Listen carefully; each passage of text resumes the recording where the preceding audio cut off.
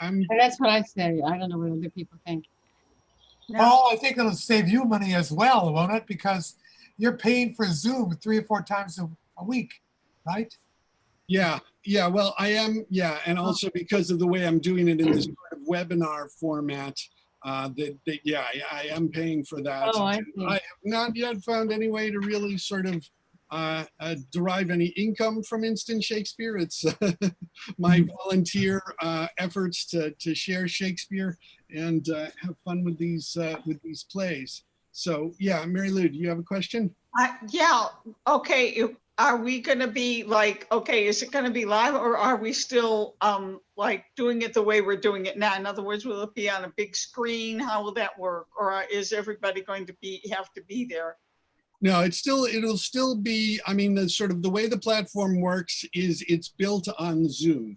So basically for actors, it would be the same sort of experience. You get a Zoom. Good. Because I don't think I'm going to get to the city. I have an apartment all ready, but unless, you know, it may be the end of August before I actually move because of all this mess. Yeah, no, it is. It's true. And I mean, we don't know in terms of theater.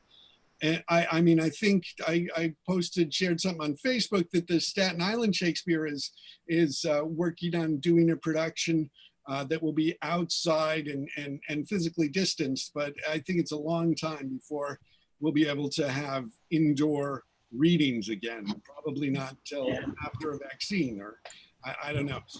But in any event, it would still be continuing these. I just think that it might be a better way. I mean, I also have to do more in terms of, which would be helpful for these to get more things planned out more in advance so people can find out what they're doing greater ahead of time and just to sort of do that. So I'm thinking that's what I'm thinking of doing. Well, I've read many theaters where they've charged and, you know, just doing readings and been equity, and we've never had any problem. No, never mind. The sinker. Yeah. Well, that's. I mean, so. All right. Well, okay. Well, that just They usually won't bother you at all. Yeah. You just don't put up that they're equity. That's all. All right. So in any event, we're going to get started. We're all here except for Eleanor is going to get here later. She's in some things later on. And Michael Gardner had some dental work, so he won't be able to do it. So one of the things was that he was doing Gower. And so I was thinking of having Derek take on Gower. For that. And he was also doing the there's lots of things where you have in this play where you have like first gentleman, second gentleman, third gentleman, and first lord, second lord, third lord, first pirate, second. So what I did, actually following Michael's suggestion, is just to have Kitty, did you see the email I'd sent that you're also I'm a messenger and fisherman and bald. Yeah, that you'll do the ones that are the first ones. Okay. Mona, is Mona? Yeah, Mona. I could do some of them. I'm not. Oh. Okay, well then you can do the third one because Michael was going to do the third ones of each of them, and Mona, you can do the second ones. Okay. So, anyways, we better get started here. Welcome to the Instant Shakespeare Company. Again, my name is Paul Sugarman. I'm the founder of this. We read all of Shakespeare's plays every year, and now we're engaged in doing them online. And what I'm going to do is just a little reminder to the readers that when you're in the scene, then you should have your video on and your audio on. And when you're not in the scene, then you should mute and turn off your videos so that way we'll just see the people who are on the screen. But let's first, before you turn all your videos off, let's each introduce ourselves, say what part we're playing, and then we can like turn off our video after we do it so that we know when everybody's done and we'll get started. My name's Paul Sugarman and I'll be playing Pericles. My name is Warren Weiss and I play Simonides and Cleon. I'm Derek Tarson. I'm playing now Gower, Antiochus, and Saruman. Hi, my name is Julie Kirshner. I'm playing Thaisa. My name is Jennifer Finger. I'm playing Marina. Hi, Hi. I'm Go ahead. Mary Garmon, and I'm playing Laodicea and Tybalt. Dahlia. I'm Mona, and I'm playing Messenger 2, Fisherman 2, a pirate, servant, and Diana. Hi, I'm Kitty Chen. I'm playing Messenger 1, Fisherman 1, and Bawd. Ken Wayne, I'm playing Helicanus and Bolts. Jacqueline Margolis, and I'm playing Dionysia and the third fisherman. Yes, is that it? Okay. All right, and so I guess we're ready to go. So I'm going to also be reading the stage directions. The late, and this was one that wasn't in the first folio, although when I was growing up, it was still considered as part of Shakespeare's canon. When I was growing up, we were taught there were 37 plays, which were the 36 plays in the first folio and Pericles. And then Two Noble Kinsmen has gotten added, and now basically Edward III has gotten added. But so this, they have a little bit more at the title at the beginning. So I'll read the stage directions and we'll get started. And when people are not on, they do need to mute themselves. So the late and much admired play called Pericles, Prince of Tyre, with the true relation of the whole history, adventures, and fortunes of the said prince, as also the no less strange and worthy accidents in the birth and life of his daughter Marina, as it hath been diverse and sundry times acted by his majesty's servants at the Globe on the Bankside by William Shakespeare, imprinted at London for Henry Gesson, and are to be sold at the Sign of the Sun and Paternoster Row, etc., 1609. The play of Pericles, prologue, enter Gower. To sing a song that old was sung, from ashes ancient Gower is come, assuming man's infirmities, to glad your ear and please your eyes. It hath been sung at festivals, on ember eves and holy days, and lord and ladies in their lives have read it for restoratives. The purchase is to make men glorious, et bonum quo antiquus eo melius. If you, born in those latter times, when wits more ripe accept my rhymes, then, and that to hear an old man sing, may to your wishes pleasure bring. I life would wish that, and that I might waste it for you like taper light. This Antioch, then Antiochus the Great, built up this city for his chiefest seat, the fairest in all Syria. I'll tell you what mine authors say. This king unto him took a peer, who died and left a female heir, so buxom, blithe, and full of face, as heaven hath lent her all her grace, with whom the father liking took, and her to incest did provoke. Bad child, worse father, to entice his own to evil should be done by none. But custom what they did begin was with long use accounted no sin.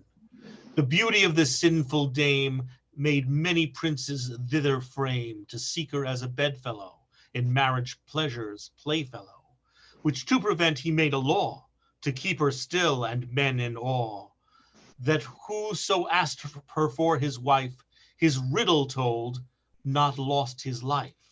So for her many of white did die, as yon grim looks do testify. What now ensues to the judgment of your eye, I give my cause, who best can justify. Exit, enter Antiochus, Prince Pericles, and followers. Young Prince of Tyre, you have at large received the danger of the task you undertake. I have, Antiochus, and with a soul emboldened with the glory of her praise, thinks death no hazard in this enterprise. Music, bring in our daughter, clothed like a bride, for embracements even of Jove himself, at whose conception till Lucina reigned, nature this dowry gave to glad her presence. The senate house of the planets all did sit to knit in her their best perfection. Enter Antiochus's daughter. See where she comes, apparelled like the spring, graces her subjects and her thoughts the king of every virtue, gives renown to men. Her face the book of praises, where is read nothing but curious pleasure, as from thence sorrow were ever racked, and testy wrath could never be her mild companion. You gods that made me man and sway in love, that have inflamed desire in my breast to taste the fruit of yon celestial tree, or die in the adventure, be my helps, as I am son and servant to your will, to compass such boundless happiness. Prince Pericles, That would be son to great Antiochus. before thee stands this fair Hesperides with golden fruit, but dangerous to be touched, for death like dragons here affright thee hard. Her face like heaven enticeth thee to view, her countless glory which desert must gain, and which without desert, because thine eye presumes to reach, all the whole heap must die. Yon sometimes famous princes, like thyself, drawn by report, adventurous by desire, tell thee with speechless tongues and semblance pale, that without covering, save yon field of stars, here they stand martyrs, shine in Cupid's wars, and with dead cheeks advise thee to desist, for going on death's net whom none resist. Antiochus, I thank thee, who hath taught my frail mortality to know itself, and by those fearful objects to prepare this body like to them, to what I must. For death, remembered, should be like a mirror, who tells us life's but breath, to trust it error.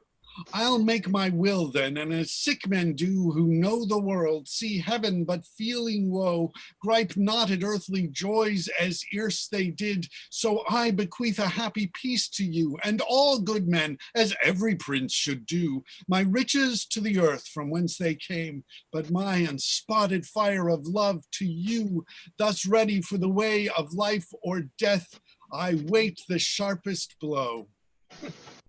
Scorning advice, read the conclusion then, which read and not expounded, 'tis decreed, as these before you, that thou thyself shalt bleed. Well said yet, mayst thou prove prosperous. Well said yet, I wish thee happiness. Like a bold champion, I assume the lists, nor ask advice of any other thought but faithfulness and courage. The riddle.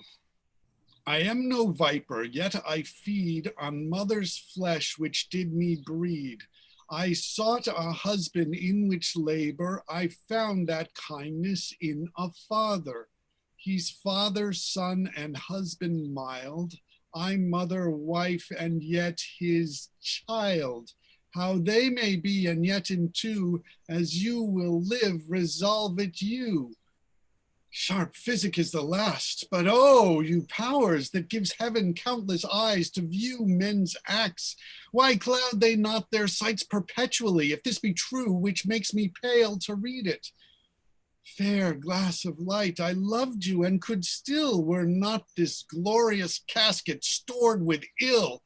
For I must tell you now my thoughts revolt, for he's no man on whom perfections wait, that knowing sin within will touch the gate. You are a fair viol, and your senses the strings, who fingered to make man his lawful music, would draw heaven down and all the gods to hearken, but being played upon before your time, hell only danceth at so harsh a chime. Good sooth, I care not for you. Oh, Prince Pericles, touch not upon thy life, for that's an article within our law, as dangerous as the rest. Your time's expired. Either expand now or receive your sentence. Great king, few love to hear the sins they love to act. 'Twould braid yourself too near for me to tell it. Who has a book of all that monarchs do? He's more secure to keep it shut than shown. For vice repeated is like the wandering wind, blows dust in others' eyes to spread itself, and yet the end of all is brought thus dear. The breath is gone, and the sore eyes see clear. To stop the air would hurt them. The blind mole casts cupped hills toward heaven, to tell the earth is thronged by man's oppression, and the poor worm doth die for it. Kings are earth's gods, in vice their laws, their will. And if Jove stray, who dares say Jove doth ill? It is enough, you know, and it is fit, what being more known grows worse to smother it. All love the womb, that first their first being bred, then give my tongue like leave to love my head. Heaven, that I had thy head, he has found the meaning, but I will glose with him. Young Prince of Tyre, though by the tenor of your strict edict, your exposition misinterpreting, we might proceed to counsel of your days, yet hope, succeeding from so fair a tree as your fair self, doth tune us otherwise. 40 days longer we do respite you, if by which time our secret be undone, this mercy shows, we'll joy in such a son, and until then, your entertained shall be as doth befit our honor and your worth. Mane Pericles solus. How courtesy would seem to cover sin.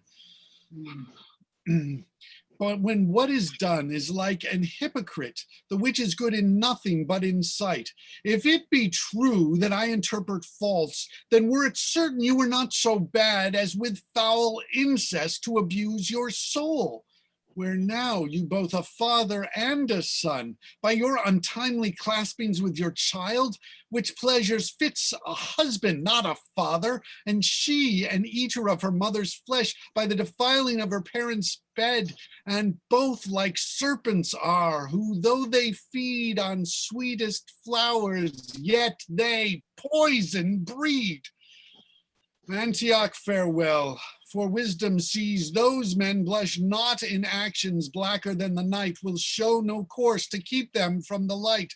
One sin I know, another doth provoke, murders as near to lust as flame to smoke. Poison and treason are the hands of sin, aye, and the targets to put off the shame. Then lest my life be cropped to keep you clear, by fight I'll shun the danger which I fear. Exit.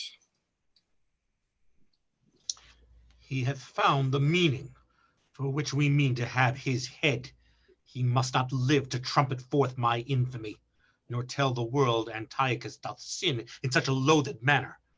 And therefore instantly this prince must die, for by his fall my honor must keep high.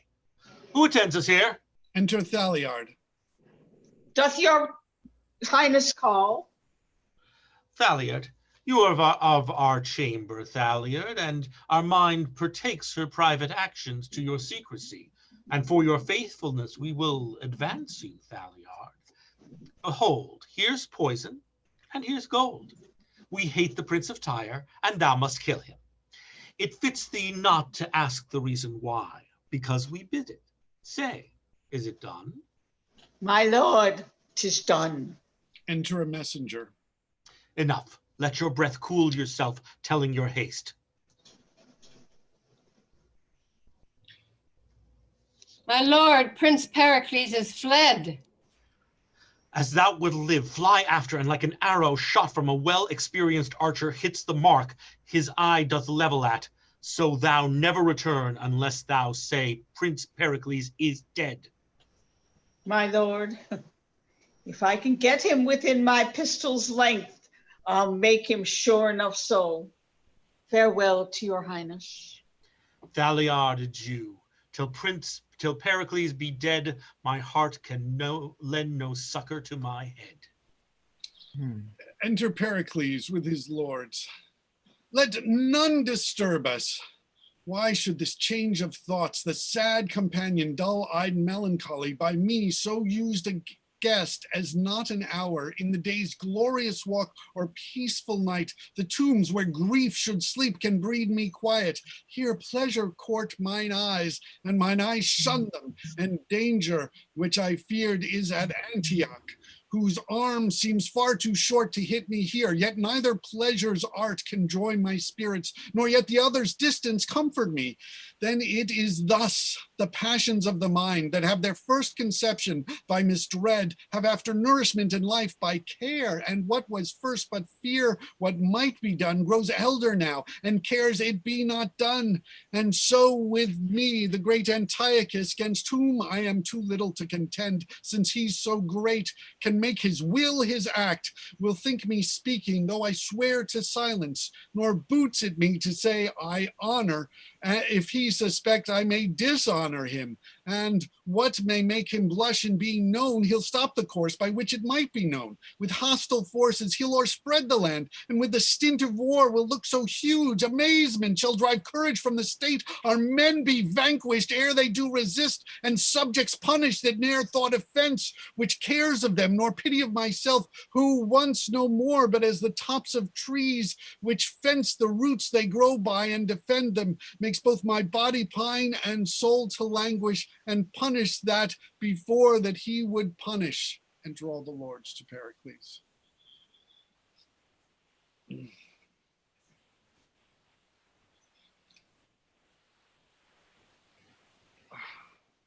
Joy and all comfort in your sacred breast.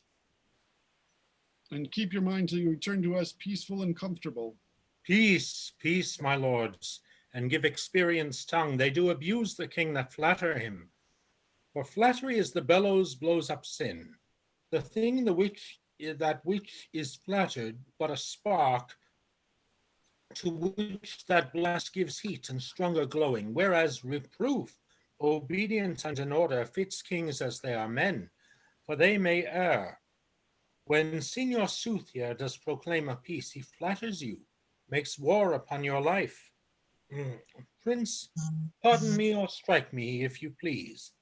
I cannot be much lower than my knees. All leave us else, but let your cares o'erlook what shipping and what ladings in our haven, and then return to us.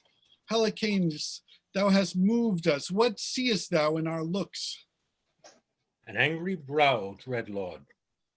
If there be such a dart in princes' frowns, how durst thy tongue move anger to our face? How dare the plants look up to heaven from whence they have their nourishment? Thou knowest I have power to take thy life from thee. I have ground the axe myself. Do you but strike the blow. Rise, prithee, rise. Sit down. Thou art no flatterer. I thank thee for it. And heaven forbid that kings should let their ears hear their faults hid. Fit counselor and servant for a prince, who by thy wisdom makes a prince thy servant. What wouldst thou have me do? To bear with patience such griefs as you yourself do lay upon yourself.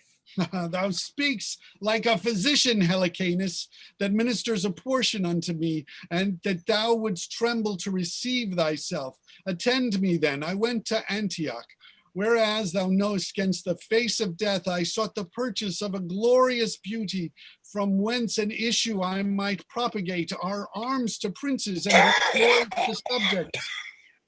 Her face was to mine eye beyond all wonder, the rest, hark in thine ear, as black as incest, which by my knowledge found, the sinful father seemed not to strike, but smooth. But thou knowest this, 'tis time to fear when tyrants seem to kiss.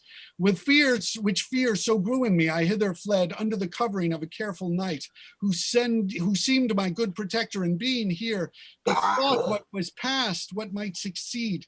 I knew him tyrannous, and tyrants' fear decrease not, but grow faster than the years. And should he do it, as no doubt he doth, that I should open to the listening air how many worthy princes' bloods were shed to keep his bed of blackness unlaid ope. To lop that doubt, he'll fill this land with arms and make pretense of wrong that I have done him, when all for mine, if I may call offense, must feel war's blows, who spares not innocence, which love to all of which thyself art one, who now reproofst me for it. Alas, sir, But drew sleep out of mine eyes, blood from my cheeks, musings into my mind, with thousand doubts how I might stop this tempest ere it came, and finding little comfort to relieve them, I thought it princely charity to grieve for them. well, my lord, since you have given me leave to speak, freely will I speak. Antiochus you fear, and justly too. I think you fear the tyrant, who either by public war or private treason will take away your life. Therefore, my lord, go travel for a while, till that his rage and anger be forgot, or till the destinies do cut his thread of life. Your rule direct to any, if to me day serves not light more faithful than I'll be. I do not doubt thy faith, but should he wrong my liberties in my absence? We'll mingle our bloods together in the earth, from whence we had our being and our birth. Tyre, I now look from thee then, and to Tarsus intend my travel, where I'll hear from thee, and by whose letters I'll dispose myself. The care I had and have of subjects good on thee I lay, whose wisdom strength can bear it. I'll take thy word for faith, not ask thine oath. Who shuns not to break one will crack both. But in our orbs will live so round and safe, that time of both this truth shall ne'er convince. Thou shrewds a subject shine, I a true prince. Exit, enter Thaliard, Solus. So this is Tyre and the court. Here must I kill King Pericles. And if I do it not, I am sure to be hanged at home. Oh, it is dangerous. Well, I perceive he was a wise fellow and had good discretion. And that being bid to ask what he would of the king desired, he might know none of his secrets. Now I do see that he has seen ransom for it, and if a king hid a man be a villain, he is burned by the identity of his oath to be one. Shh, hush, here comes the Lord of Time. Enter Helicanus Aeschines with others. You shall not need, my fellow peers of Tyre, further to question me of your king's departure. His seal's commission left in trust with me doth speak sufficiently he's gone to travel. How? Is the king gone? If further yet you will be satisfied, why, as it were unlicensed of your loves he would depart, I'll give some light unto you. Being at Antioch. What? From Antioch? Royal Antiochus, on what cause I know not, took some displeasure at him. At least he judged so, and doubting lest that he had erred or sinned, to show his sorrow he'd correct himself, so put himself unto the shipman's toil, with whom each minute threatens life or death. Well, I perceive I shall not be hanged now, although I would, but since he's gone, the king's seas must please. He escaped the land to perish at the sea. I will present myself. Peace to the Lord of Tyre. Lord Thaliard from Antiochus is welcome. From him I come with a message unto princely Pericles. But since my lending I have understand, your lord has betook himself to unknown travels. My message must be returned from whence it came. We have no reason to desire it. Commend it to our master, not to us. Yet ere you shall depart, this we desire. As friends to Antioch, we may feast in Tyre. Exit, enter Cleon, the governor of Tarsus, with his wife and others. My Dionysus, shall we rest us here and by relating tales of others' griefs, see if it will teach us to forget our own. That were to blow fire at fire and hope to quench it. For who digs hills because they do aspire, throws down one mountain to cast up a higher? Oh, my distressed Lord, even such our griefs are. Here they are but felt and seen with mischief's eyes, but like to groves being topped they higher rise. Oh, Dionysa, who wanteth food and will not say he wants it, but can conceal his hunger till he famish? Our tongue and sorrows to sound deep, our woes into the air, our eyes to weep. Ill tongues fetched beneath that may proclaim them louder, that if heaven slumber, while their creatures want, they may awake their helpers to comfort them. I'll then discourse our woes several years, and wanting breath to speak, help me with tears. Oh, I'll do my best, sire. This Tharsus, o'er which I have the government, a city on whom plenty held full hand. For riches strewed herself even in her streets, whose towers bore heads so high they kissed the clouds, and strangers near beheld but wondered at, whose men and dames so jetted and adorned, like one another's glass to trim them by. Their tables were stored full to glad this sight, and not so much to feed on us as delight. All poverty was scorned, and pride is so great, the name of help grew odious to repeat. Oh, it is too true. But see what heaven can do by this our change. These mouths, who but of late, earth, sea, and air, were all too little to content and please. Although they gave the creatures in abundance, as houses are defiled for want of use, they are now starved for want of exercise. Those palates, who not yet to savors younger, must have intentions to delight the taste, would now be glad of bread and bake for it. Those mothers who to nuzzle up their babes thought not too curious, are ready now to eat those little darlings whom they loved. So sharp are hunger's teeth that man and wife draw lots who first shall die to lengthen life. Here stands the Lord, and there our Lady weeping. Here mania sink, yet those which see them fall have scarce strength left to give them burial. Is this not true? Our cheeks and hollow eyes do witness it. Oh, let those cities that have plenty's cup and her prosperity so largely taste.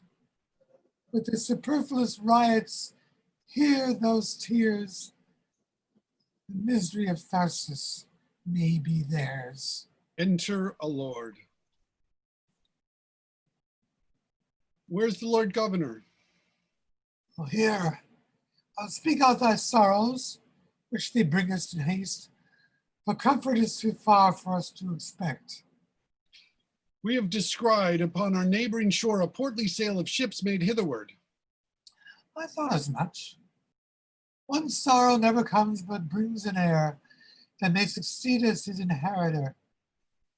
And so in ours, some neighboring nation, taking advantage of our misery, has stuffed the hollow vessels with their power to beat us down, the which are down already, and make a conquest of unhappy me, whereas no glory is got to overcome. That's the least fear, for by the semblance of their white flags displayed, they bring us peace and come to us as favorers, not as foes. Oh, thou speakest like hymns untutored to repeat. Who makes the fairest show means most deceit. But bring they what they will and what they can, what need we leave our grounds the lowest? We are halfway there. Go tell the general we attend him here to know for what he comes, and whence he comes, and what he craves. I go, my lord. Welcome his peace. if here in peace consists. If wars, we are unable to resist. Enter Pericles with attendants. Lord Governor, for so we hear you are, let not our ships and number of our men be like a beacon feared to amaze your eyes. We have heard your miseries as far as Tyre and seen the desolation of your streets, nor come we to add sorrow to your tears, but to relieve them of their happy load. And these our ships, you happily may think, are like the Trojan horse was stuffed within with bloody veins, expecting overthrow, are stored with corn to make your needy bread and give them life, whom hunger starved half dead. Ah, the gods of grace protect you, and we'll pray for you. Arise, I pray you, arise. Arise, I pray you. We do not seek for reverence, but for love and harborage for ourselves, our ships and men. The which when any shall not gratify, or pay you with unfaithfulness in thought, but be our wives, our children, or ourselves, the curse of heaven and men succeed their evils. Till when the which, I hope, shall ne'er be seen. Your grace is welcome to our town and us. Which welcome we'll accept. Feast here a while, until our stars that frown lend us a smile. Exeunt. Enter Gower. Here have you seen a mighty king, his child I wis to incest bring, a better prince and benign lord that will prove awful both in deed and word. Be quiet then as men should be, till he hath passed necessity. I'll show you those in trouble reign, loosing a might, a mountain gain. The good in conversation to whom I give my benison is still at Tharstil, where each man thinks all is writ he spoken can. And to remember what he does, build his statue to make him glorious. But tidings to the contrary are brought your eyes. What need speak I? Dumb show. Enter at one door Pericles talking with Cleon, all the train with them. Enter at another door a gentleman with a letter to Pericles. Pericles shows the letter to Cleon. Pericles gives the messenger a reward and knights him. Exit Pericles at one door and Cleon at another. Good Helicon that stayed at home, not to eat honey like a drone, from others' labors, for though he strive to kill and had keep good alive, and to fill his prince desire, saved one that all haps entire. How Thaliard, full bent with sin, and hid intent to murder him, and that in Tharsis was not best, longer for him to make his rest. He doing so put forth to seas, where when men been there seldom ease. For now the wind begins to blow, thunder above and deeps below, make such unquiet that the ship should house him safe is racked and split. And he, good prince, having all lost by waves from coast to coast is tossed, all perishing of man of pelf, nay aught escaping but himself. 'Tis till fortune, tired with doing bad, threw him ashore to give him glad. And here he comes. What shall be next? Pardon, old Gower, this longs the text. Enter Pericles, wet. Yet cease your ire, you angry stars of heaven. Wind, rain, and thunder, remember earthy man is but substance that must yield to you. And I, as fits my nature, do obey you. Alas, the seas hath cast me on the rocks, washed me from shore to shore, and left my breath nothing to think on but ensuing death. Let it suffice the greatness of your powers to have bereft a prince of all his fortunes, and having thrown him from your watery grave, here to have death and peace is all he'll crave. Enter three fishermen. What, to pelch? Ah, come away and bring the nets. What patch breach, I say? What say you, master? Look how thou stirrest now. Come away, or I'll fetcheth with a wanyan. Oh, faith, master, I'm thinking of the poor men. They were quite cast away before us even now. Alas, poor souls, it grieved my heart to hear what pitiful cries they made to us to help them, when well a day we could scarce help ourselves. Oh, nay, master, say it not I as much when I saw the paupers, how he bounced and tumbled. They say they're half fish, half flesh. A plague on them, they were near come, but I looked to be washed. Oh, master, I marvel how the fishes live in the sea. Why, as men do land, the great ones eat up the little ones. I can compare our rich misers to nothing so fitly as to a whale, a plays and tumbles, driving the poor fry before him, and at last devouring them all at a mouthful. Such whales have I heard on the land, who never leave gaping till they swallow the whole parish, church, steeple, bells and all. Pretty moral.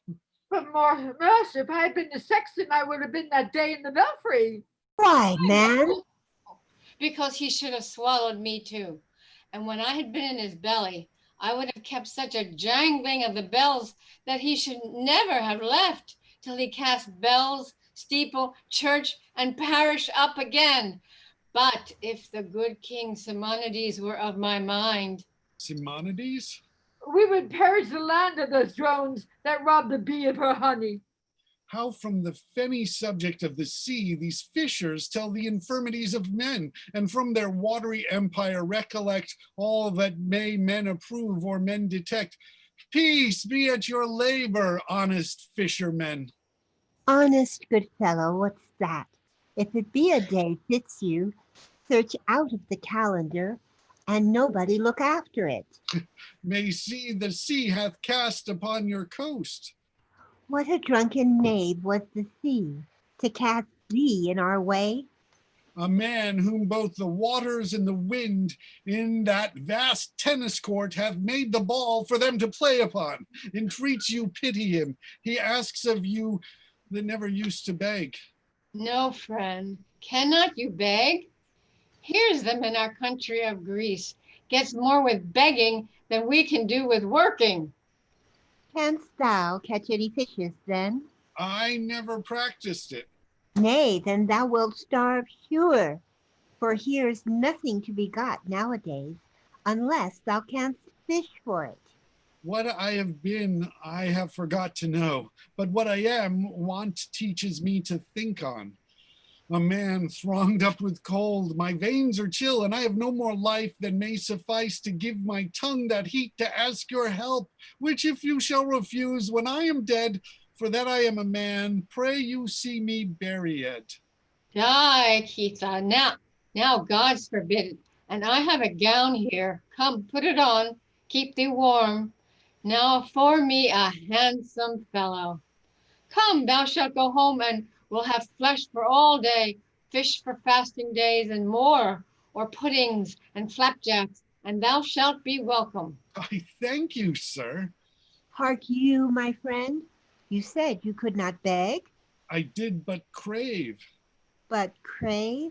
Then I'll turn craver too, and so I shall escape whipping.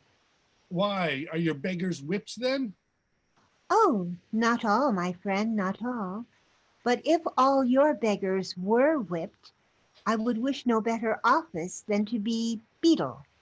But master, I'll go draw up the net. How well this honest mirth becomes their labor. Hark you, sir, do you know where ye are? Not well. Well, I'll tell you. This I called Pentapolis. And our king, the good Simonides. The good Simonides, do you call him? Aye, sir, and he deserves so to be called for his peaceable reign and good government.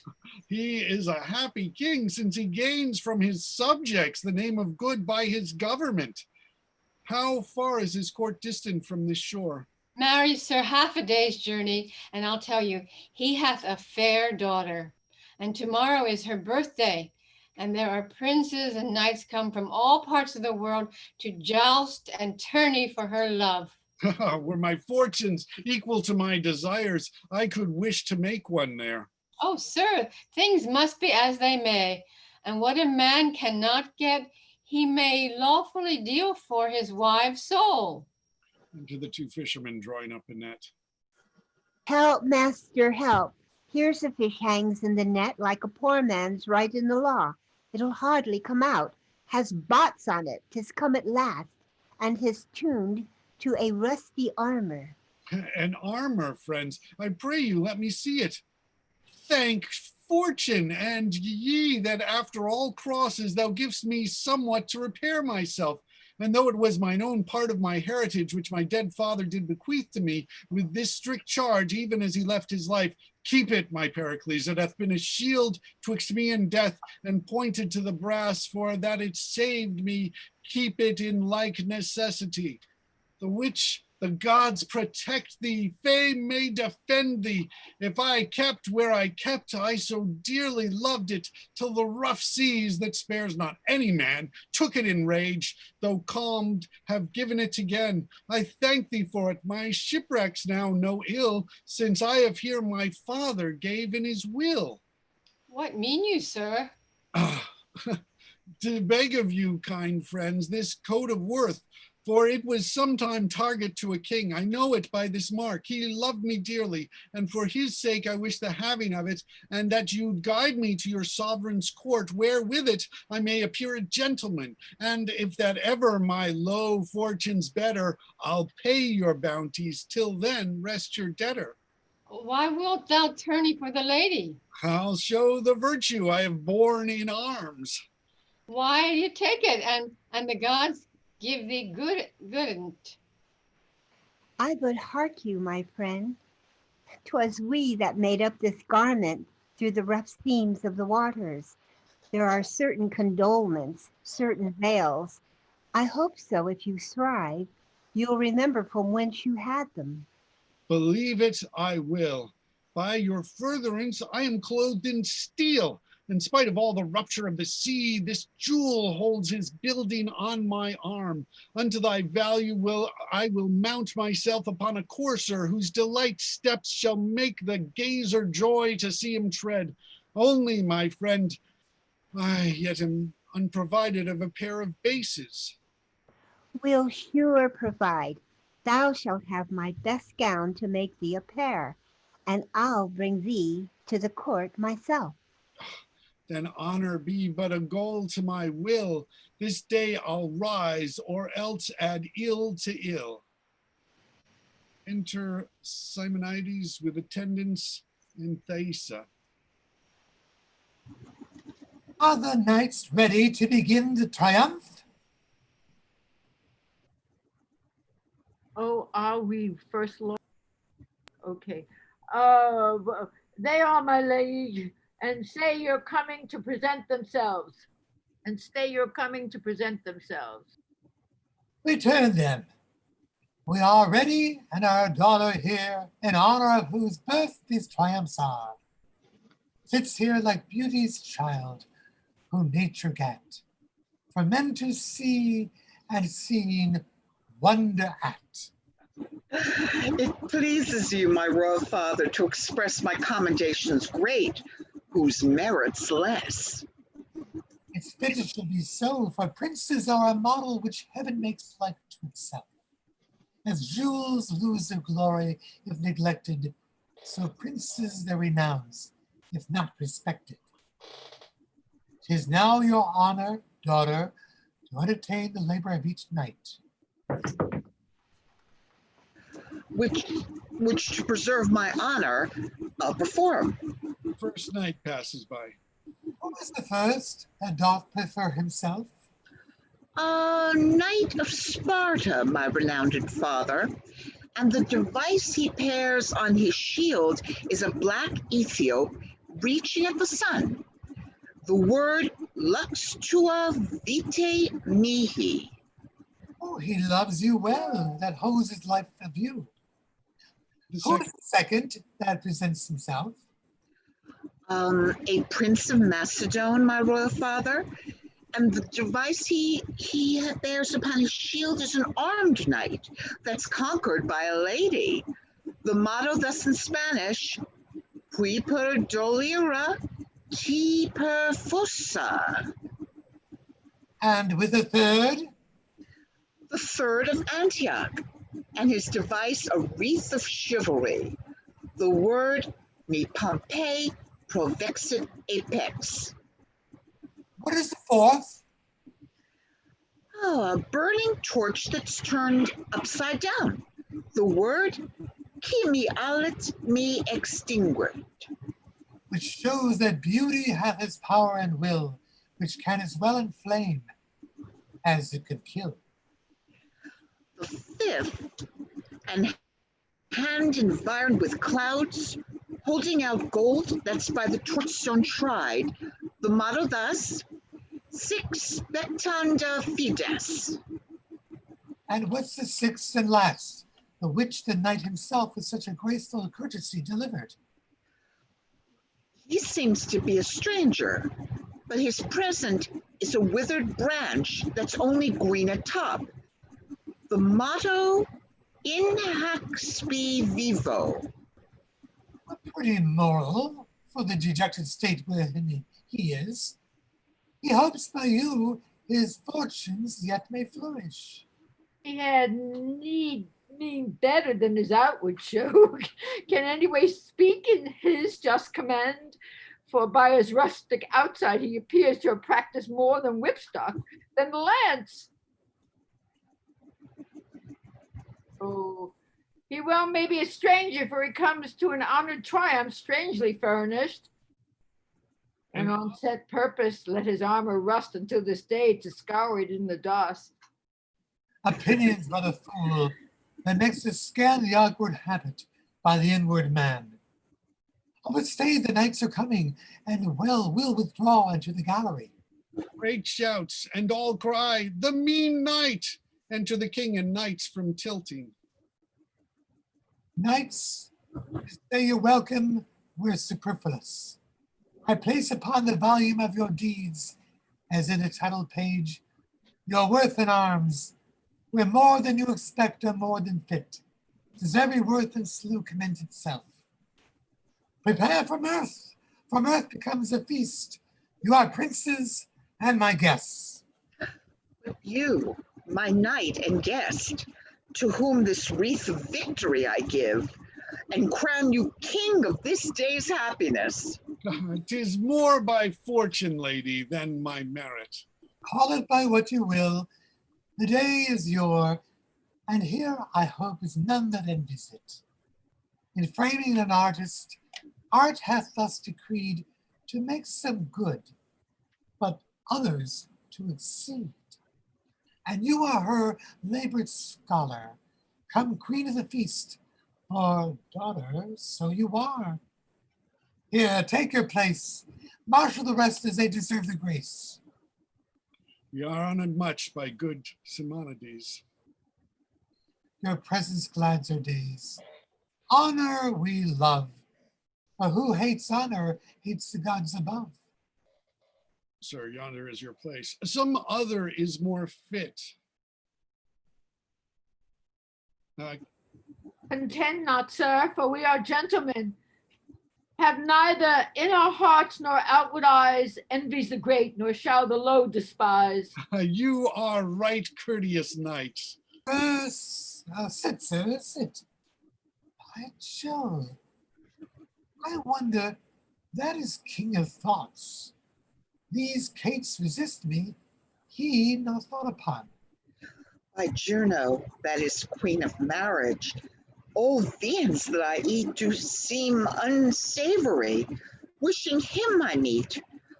Sure, he's a gallant gentleman. He's but a country gentleman, has done no more than other knights have done, has broken his staff, or so let it pass. To me, he seems like diamond to glass. You kings to me, like to my father's picture, which tells in that glory once he was, had princes sit like stars above his throne, and he, the sun for them to reverence, none that beheld him, but like lesser lights did veil their crowns to his supremacy. Where now his son, like a glowworm in the night, the witch hath fire in darkness, none in light, whereby I see that Time's the king of men, he's both their parent and he is their grave, and gives them what he will, not what they crave. What? Are you merry, knights? Who could be other in this royal presence? Here, with a cup that starred into the brim, as do you love filled to your mistress' lips, we drink this health to you. We thank your grace. Yet pause a while. Yon knight doth sit too melancholy, as if the entertainment in our court hath not a show might carnival is worth. Know it not you, Thesia? What is to me, my father? Oh, attend, my daughter. Princes in this should live like gods above, who freely give to everyone that come to honor them. And princes not doing so are like the gnats, which make a sound but killed or wondered at. Therefore, to make his entrance more sweet, here, say we drink this standing bowl of wine to him. Alas, my father, it befits me not unto a strange knight to be so bold. He may my proffer take for an offense, since men take women's gifts for impudence. Oh, do as I bid you, or you'll move me else. Oh, now by the gods, he could not please me better. And furthermore, tell him we desire to know of him, of whence he is, and his name and parentage. The king, my father, sir, has drunk to you. I thank him. Wishing it so much blood unto your life. I thank both him and you, and pledge him freely. And further, he desires to know of you, of whence you are, your name and parentage.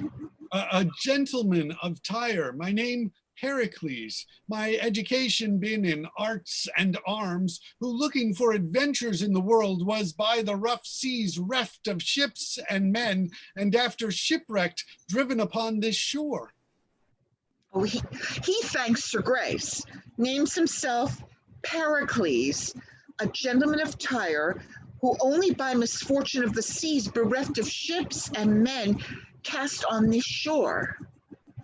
No, by the gods, I pity his misfortune, and will awake him from his melancholy. Come, gentlemen, we sit too long on trifles, and waste the time which looks for other revels. Even in your armors, as you are addressed, will well become a soldier's dance. I will not have excuse with saying this. Lord, music is too harsh for ladies' heads, since they love men in arms as well as pence. They dance. So this is well asked. 'Twas so well performed. Come, sir, here's a lady that wants breathing too, and I have heard you knights of Tyre are excellent in making ladies trip, and that their measures are as excellent. In those that practice them, they are, my lord. Oh, that's as much as you would be denied of your fair courtesy. Unclasped, unclasped. They dance. Oh, thanks, gentlemen. You all have done well. But you, the best, pages and lights to conduct those knights into the several lodgings. Yours, sir, we have given order be next our own. I am at your grace's pleasure. Princes, it is too late to talk of love, and that's the mark I know you level at. Therefore each one be taken to his rest. Tomorrow, all for speedy do their best. Enter Helicanus and Escanes.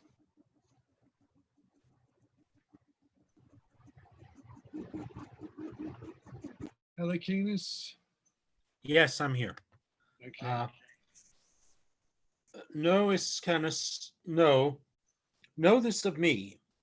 Antiochus from incest lived not free, for which the Most High Gods, not minding longer to withhold the vengeance that they had in store due to this heinous capital offense, even in the height and pride of all his glory, when he was seated in a chariot of an inestimable value, and his daughter with him, a fire from heaven came, and shriveled up their bodies even to loathing, for they so stunk that all those eyes adore them ere their fall scorn, now their hand should give them burial. It was very strange. And yet but justice. For though this king were great, his greatness was no guard to bar heaven's shaft, but sin had his reward. 'Tis very true. Enter 2 or 3 lords.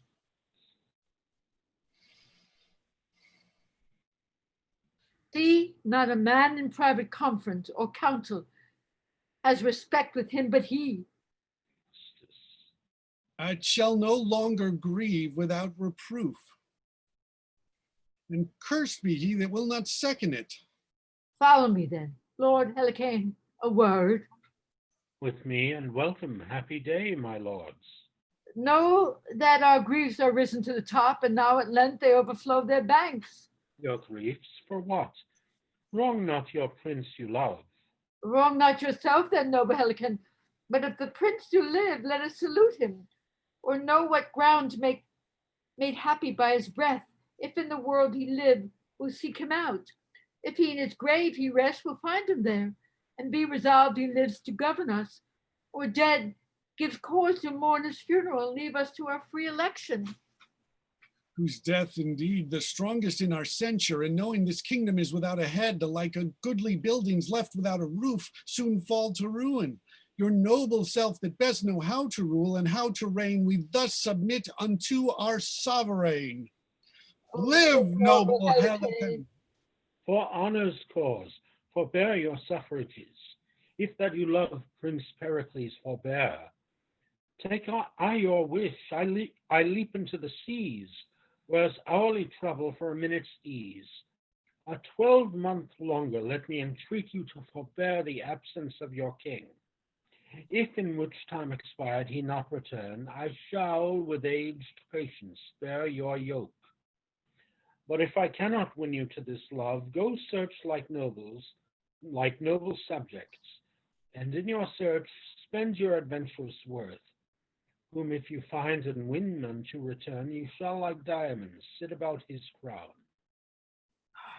To wisdom, he's a fool that will not yield, and since Lord Helicane enjoyeth us, we with our travels will endeavor. Then you love us, we you, and will clasp hands. When peers thus knit, a kingdom ever stands. Enter the king, reading a letter at one door. The knights meet him. Wait a minute. Okay, hold on. Good morrow to the good Simonetus. Okay. Knights, from my daughter this I let you know, that for this 12-month she'll not undertake a married life. The reason to herself is only know, which from her by no means can I get. May we not get access to her, my lord? Faith, by no means. She has so strictly tied her to a chamber that 'tis impossible. 12 moons more she'll wear Diana's livery. This by the eye of Cynthia hath she vowed, and on her virgin honor will not break it. Loth to bid farewell, we take our leaves. So they are so well dispatched. Now to my daughter's letter. She tells me here she'll wed this stranger knight, for never more to view nor day nor light. 'Tis well, mistress, your choice agrees with mine. I like that well. Nay, how absolute she isn't, not minding whether I dislike her now. Well, I do commend her choice, and will no longer have it delayed. Oh, soft, here he comes. I must dissemble it. Enter Pericles. All fortune to the good Simonides. To you as much. Sir, I am beholden to you for your sweet music this last night. I do protest my ears were never better fed with such delightful, pleasing harmony. Oh, it is your grace's pleasure to commend, not my desert. Oh, sir, you are music's master. Oh, the worst of all her scholars, my good lord. Well, let me ask you one thing. What do you think of my daughter, sir? Oh, a most virtuous princess. And she's fair too, is she not? Oh, as a fair day in summer, wondrous fair. But sir, my daughter thinks very well of you. I so well that you must be her master, and she will be your scholar. Therefore, look to it. Oh, I am unworthy for her schoolmaster. Oh, she thinks not so. Peruse this writing else. Was here a letter that she loves the knight of Tyre? 'Tis the king's subtlety to have my life. Oh, seek not to entrap me, gracious lord, a stranger and distressed gentleman that never aimed so high to love your daughter, but bent all offices to honor her.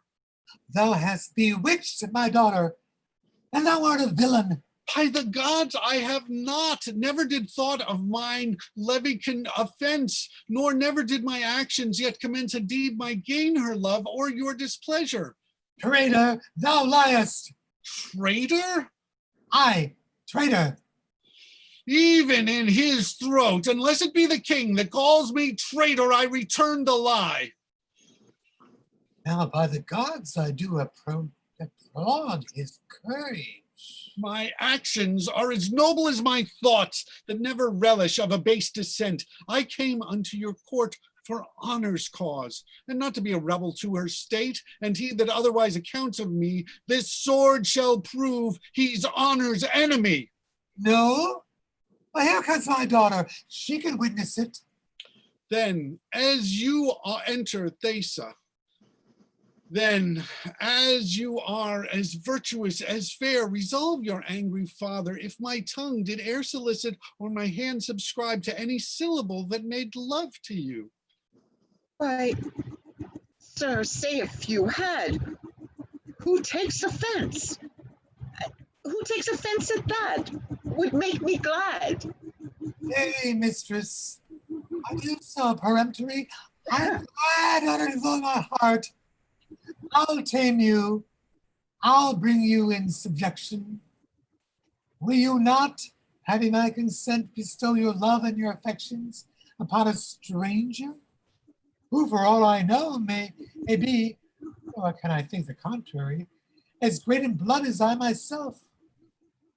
Therefore, hear you, mistress, either frame your will to mine, and you, sir, hear you, either be ruled by me, or I'll make you man and wife. Nay, come your hands and lips facilitude, and be enjoined. I'll thus your hopes destroy and for further grief. God give you joy. What? Are you both pleased? Yes, if you love me, sir. Even as my life, my blood that fosters it. What, are you both agreed? Yes, if it please Your Majesty. It pleases me so well that I will see you wed, and then with what haste you can, get you to bed. Exeunt, Intergower. Now sleepy slacked hath the rout, no din but snores about the house, made louder by the o'erfed breast of this most pompous marriage feast. The cat with eyne a burning coal now catches them from the mouse's hole, and crickets sing, and at the oven's mouth are the blither for their drouth. Hymen hath brought the bride to bed, whereby the loss of maidenhead a babe is molded. Be attent, and time that is so briefly spent with your fine fancies quaintly each, what's dumb in show, I'll plain with speech. Enter Pericles and Simonides at one door with attendants. A messenger greets them, kneels, and gives Pericles a letter. Pericles shows it to Simonides. The lords kneel to him. Then enter Thaisa with child, with Lycorida, a nurse. The king shows her the letter. She rejoices. She and Pericles take leave of her father and depart. By many a dern and painful perch of Pericles the careful search, by the four opposing crines, which the world together joins, is made with all due diligence, that horse and sail and high expense can speed the quest at last from Tyre, fame answering the most strange inquire. To the court of King Simonides are letters brought, the tenor these: Antiochus and his daughter dead. The men of Tyrus on the head of Helicanus would set on the crown of Tyre, but he will none. The mutiny he there hastes to press, says to him, if King Pericles come not home in twice 6 moons, he obedient to their dooms will take the crown. The sum of this, brought hither to Pentapolis, ravish the regions round, and everyone with claps can sound, our heir apparent is a king. Who dreamt, who thought of such a thing? Brief he must hence depart to Tyre, his queen with child makes her desire, which who with shall cross along to go, omit we all their dole and woe. Lycorida her nurse she takes, and so to sea their vessel shakes. On Neptune's bellow half the flood hath their keel cut, but fortune moved. Varies again the grizzled north, disgorges such a tempest forth, that as a duck for life that dives, so up and down the poor ship drives. The lady shrieks, and well anear does fall in travail with her fear. And what ensues in this fell storm shall for itself perform. I nil relate, action may conveniently the rest convey, which might not, what by me is told, in your imagination hold. This stage, this ship, upon whose deck the seas tossed Heracles appears to speak. Enter Pericles, a shipboard. The god of this great vast, rebuke these surges, which wash both heaven and hell. And that thou that hast upon the wind's command bid them bind them in brass, having called them from the deep. Oh, still thy deafening dreadful thunders gently quench the nimble sulphurous flashes. Oh, how, Lycorida, how does my queen then storm venomously? How dost thou speed all thyself? The seaman's whistle is a whisper in the ease of earth unheard. Lycorida, Lucina, oh, divinest patroness, and my wife gentle, to those that cry by night, convey thy deity aboard our dancing boat and make swift the pangs of my queen's travails. Now, Lycorida, enter Lycorida.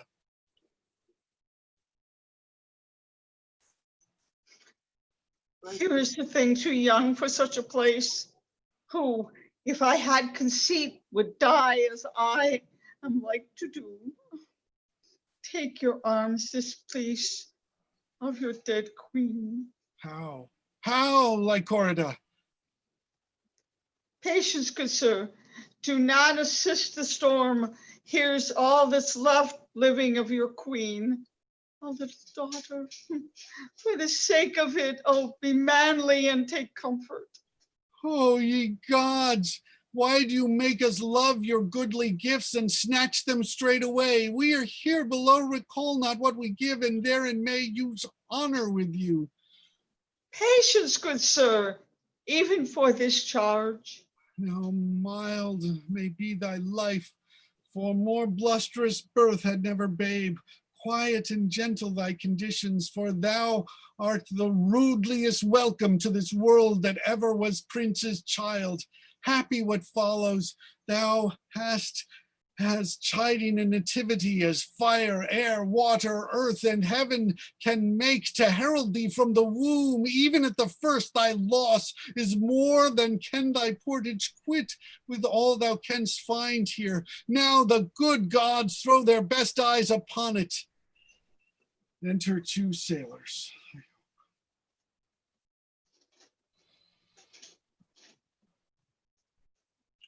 What courage, sir? God save you. Courage enough. I do not fear the flaw. It hath done to me the worst. Yet, for the love of this poor infant, this fresh new seafarer, I would it would be quiet. Flick the bullens there, thou wilt not, wilt thou? Blow and split thyself. But sea room in the brine and cloudy billow, kiss the moon I care not. Sir, your queen must overboard. The sea works he high. The wind is loud and will not lie till the ship be cleared of the dead. That's your superstition. Pardon us, sir. With us at sea it hath been still observed, and we are strong in eastern, therefore briefly yield her. As you think meet. Or she must overboard straight, most wretched queen. Here she lies, sir. Ah, terrible childbed hast thou had, my dear. No light, no fire, the unfriendly elements forgot thee utterly, nor have I time to give thee hallowed to thy grave, but straight must cast thee, scarcely coffined in ore, were for a monument upon thy bones. The air remaining lamps, the belching whale, and humming water must o'erwhelm thy corpse, lying with simple shells. Oh, Lycorida, bid Nestor bring me spices, ink, and taper, my casket and my jewels, and bid Nicander bring me the satin coffin. Lay the babe upon the pillow. Hide thee whiles I say a priestly farewell to her. Suddenly, woman. Sir, we have a crisp beneath the hatches, caulked and bitumed ready. I thank thee, mariner. Say, what coast is this? We are near Tharsis. Therefore, gentle mariner, alter thy course for Tyre. When canst thou reach it? By break of day, if the wind cease. Oh, make for Tarsus. Where will I visit Cleon? For the babe cannot hold out to Tyrus. There I'll leave it as careful nursing.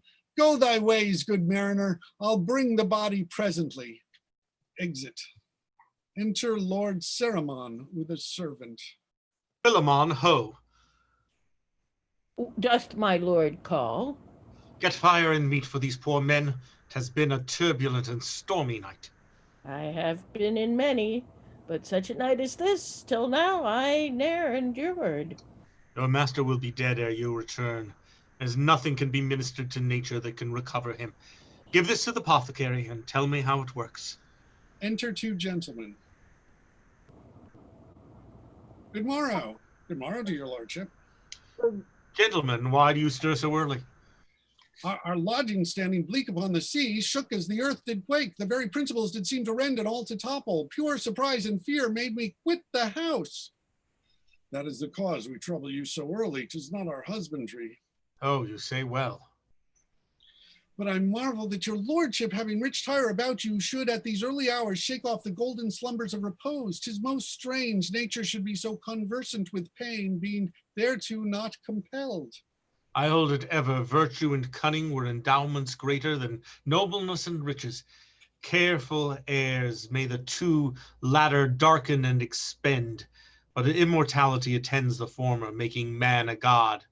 'Tis known I have studied physic, through which secret art, by turning o'er authorities, I have together with my practice made familiar to me and to my aid the blessed infusions that dwells in vegetatives, in metals, stones, and can speak of the disturbances that nature works, and of her cures, which doth give me a more content in course of true delight than to be thirsty after tottering honor, or tie up my pleasure in silken bags to please the fool and death. Your honor, and as through Ephesus poured forth your charity, and hundreds call themselves your creatures, who by you have been restored, and not your knowledge, your personal pain, but even your purse still open, hath built Lord Cerimon such strong renown as time shall never. Enter two or three with a chest.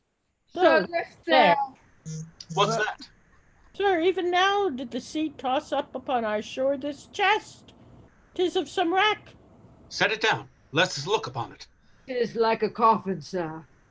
Whate'er it be, 'tis wondrous heavy. Wrench it open straight. If the sea's stomach be o'ercharged with gold, 'tis a good constraint of fortune it belts us upon us. 'Tis so, my lord. How close 'tis caulked and bottomed. Did the sea cast it up? I never saw so huge a billow, sir, as tossed it upon shore. Wrench it open soft. It smells most sweetly in my sense, A delicate odor. as ever hit my nostril. So, up with it. Oh, you most potent gods, what's here? A corpse? Most strange. Shrouded in cloth of state, balmed and entreasured with full bags of spices, a passport to Apollo, perfect me in the characters. Here I give to understand, if e'er this coffin drives a land, I, King Pericles, have lost this queen worth all our mundane cost. Who finds her, give her burying. She was the daughter of a king. Besides this treasure for a fee, the gods requite his charity. If thou livest, Pericles, thou hast a heart that ever cracks for woe. This chanced tonight. Most likely, sir. Nay, certainly tonight, for look how fresh she looks. They were too rough that threw her in the sea. Make a fire within. Fetch hither all my boxes in my closet. Death may usurp on nature's many hours, and yet the fire of life kindle again in the o'er-pressed spirits. I heard of an Egyptian that had 9 hours lying dead, who was by good appliance recovered. Enter one with napkins and fire.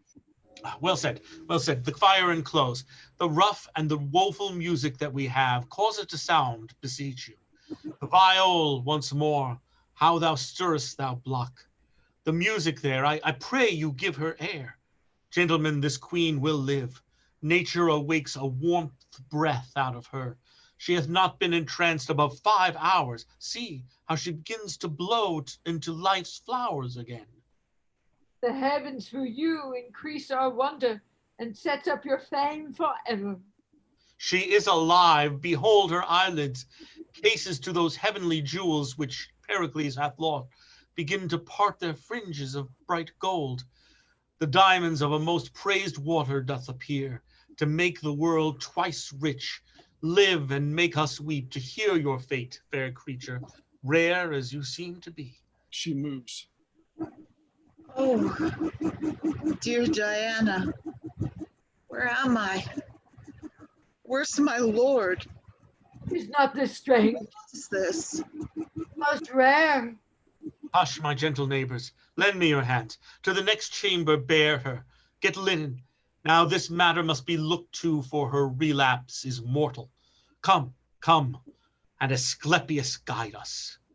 They carry her away. Exeunt omnes. Enter Pericles at Tarsus with Cleon and Dionysia. Most honored Cleon, I must needs be gone. My 12 months are expired, and Tyrus stands in a litigious peace. You and your lady take from my heart all thankfulness. The gods make up the rest upon you. Your shakes of fortune, though they haunt you mortally, yet glance full wonderly on us. Oh, your sweet queen, that the strict fates had pleased.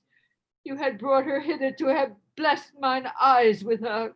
But we cannot but obey the powers above us. Could I rage and roar as doth the sea she lies in, yet the end must be as 'tis. My gentle babe, Marina, whom, for she was born at sea, I have named so, here I charge your charity withal, leaving her the infant of your care, beseeching you to give her princely training, that she may be mannered as she is born. Fear not, my lord, but think your grace that fed my country with your corn, for which the people's prayers do fall upon you, must in your child be thought on. If neglection should therein make me vile, the common body by you relieved would force me to my duty.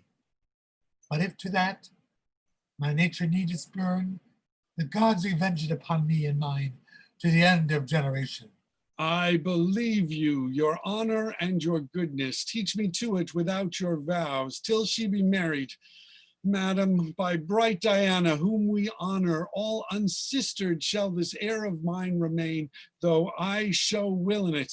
So I take my leave. Good madam, make me blessed in your care in bringing up my child. I have one myself, who shall not be more dear in my respect than yours, my lord. Madam, my thanks and prayers. We'll bring your grace into the edge of the shore, then give you up to Mast Neptune and the gentlest winds of heaven. I will embrace your offer. Come, dearest madam. Oh, no tears, Lycorida, no tears. Look to your little mistress, on whose grace you may depend hereafter. Come, my lord. Enter Cerimon and Thaisa. Madam, this letter and certain jewels lay with you in your coffer, which are at your command. Know you the character? It is my lord's. That I was shipped at sea, I well remember, even on my learning time, but whether they're delivered by the holy gods, I cannot rightly say. But since King Pericles, my wedded lord, I ne'er shall see again, of this delivery will I take me to, and never have more joy. Madam, if this you purpose as you speak, Diana's temple is not distance far, where you may abide till your date expire. Moreover, if you please a niece of mine, shall there attend you. My recompense is thanks. That's all. Yet my goodwill is great, though the gift small. Exit. And let's take a little break here, just for like 5 minutes, or about 9:05. We'll start up with the second half. So thank you very much. You can go take a little break, or you can, if you have any questions or comments about the play so far, if our attendee has a question, if he wants to raise his hand, I can promote him to panelist. Yeah, Eleanor.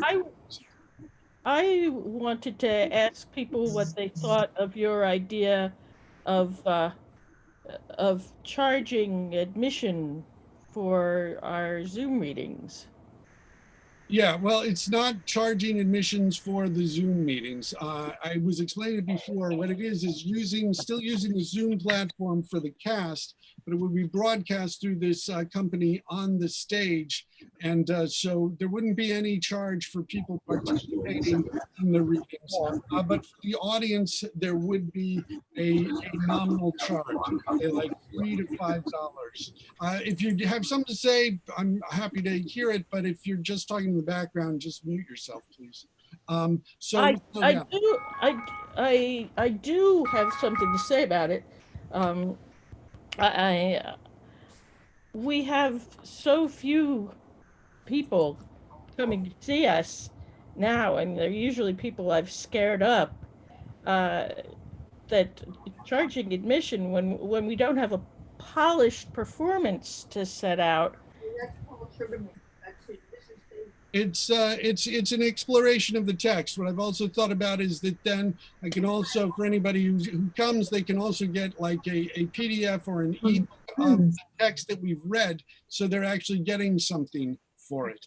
So that is what I'm thinking, and so that's why I'm considering it. But yeah, I'm open to people's opinions.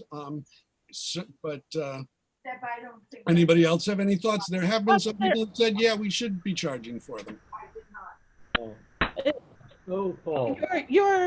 You're saying Shakespeare for everyone, but this would prevent the poor and would prevent children from being able to attend. As you point out, they're not attending now, so what's the big deal? The people that I've asked attend sometimes.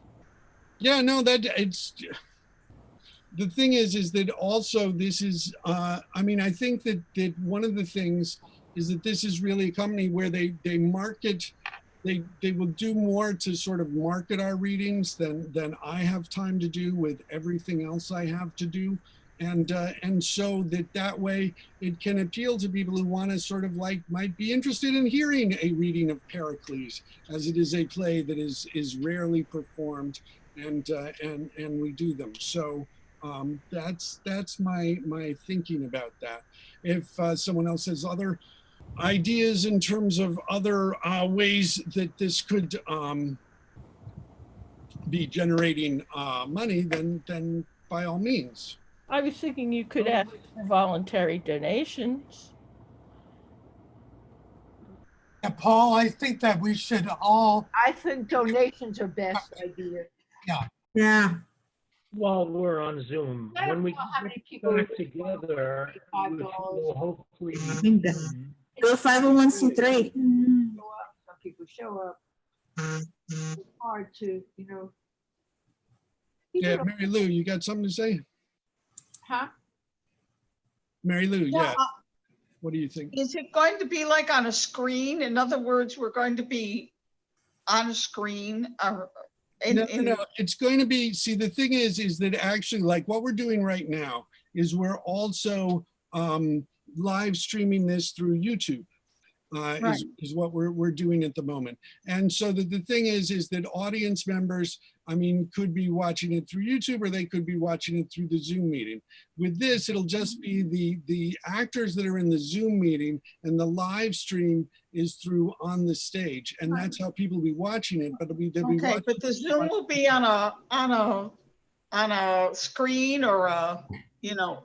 It'll be on in other whatever words, device Zoom they will be- access it on. Will you be posting it?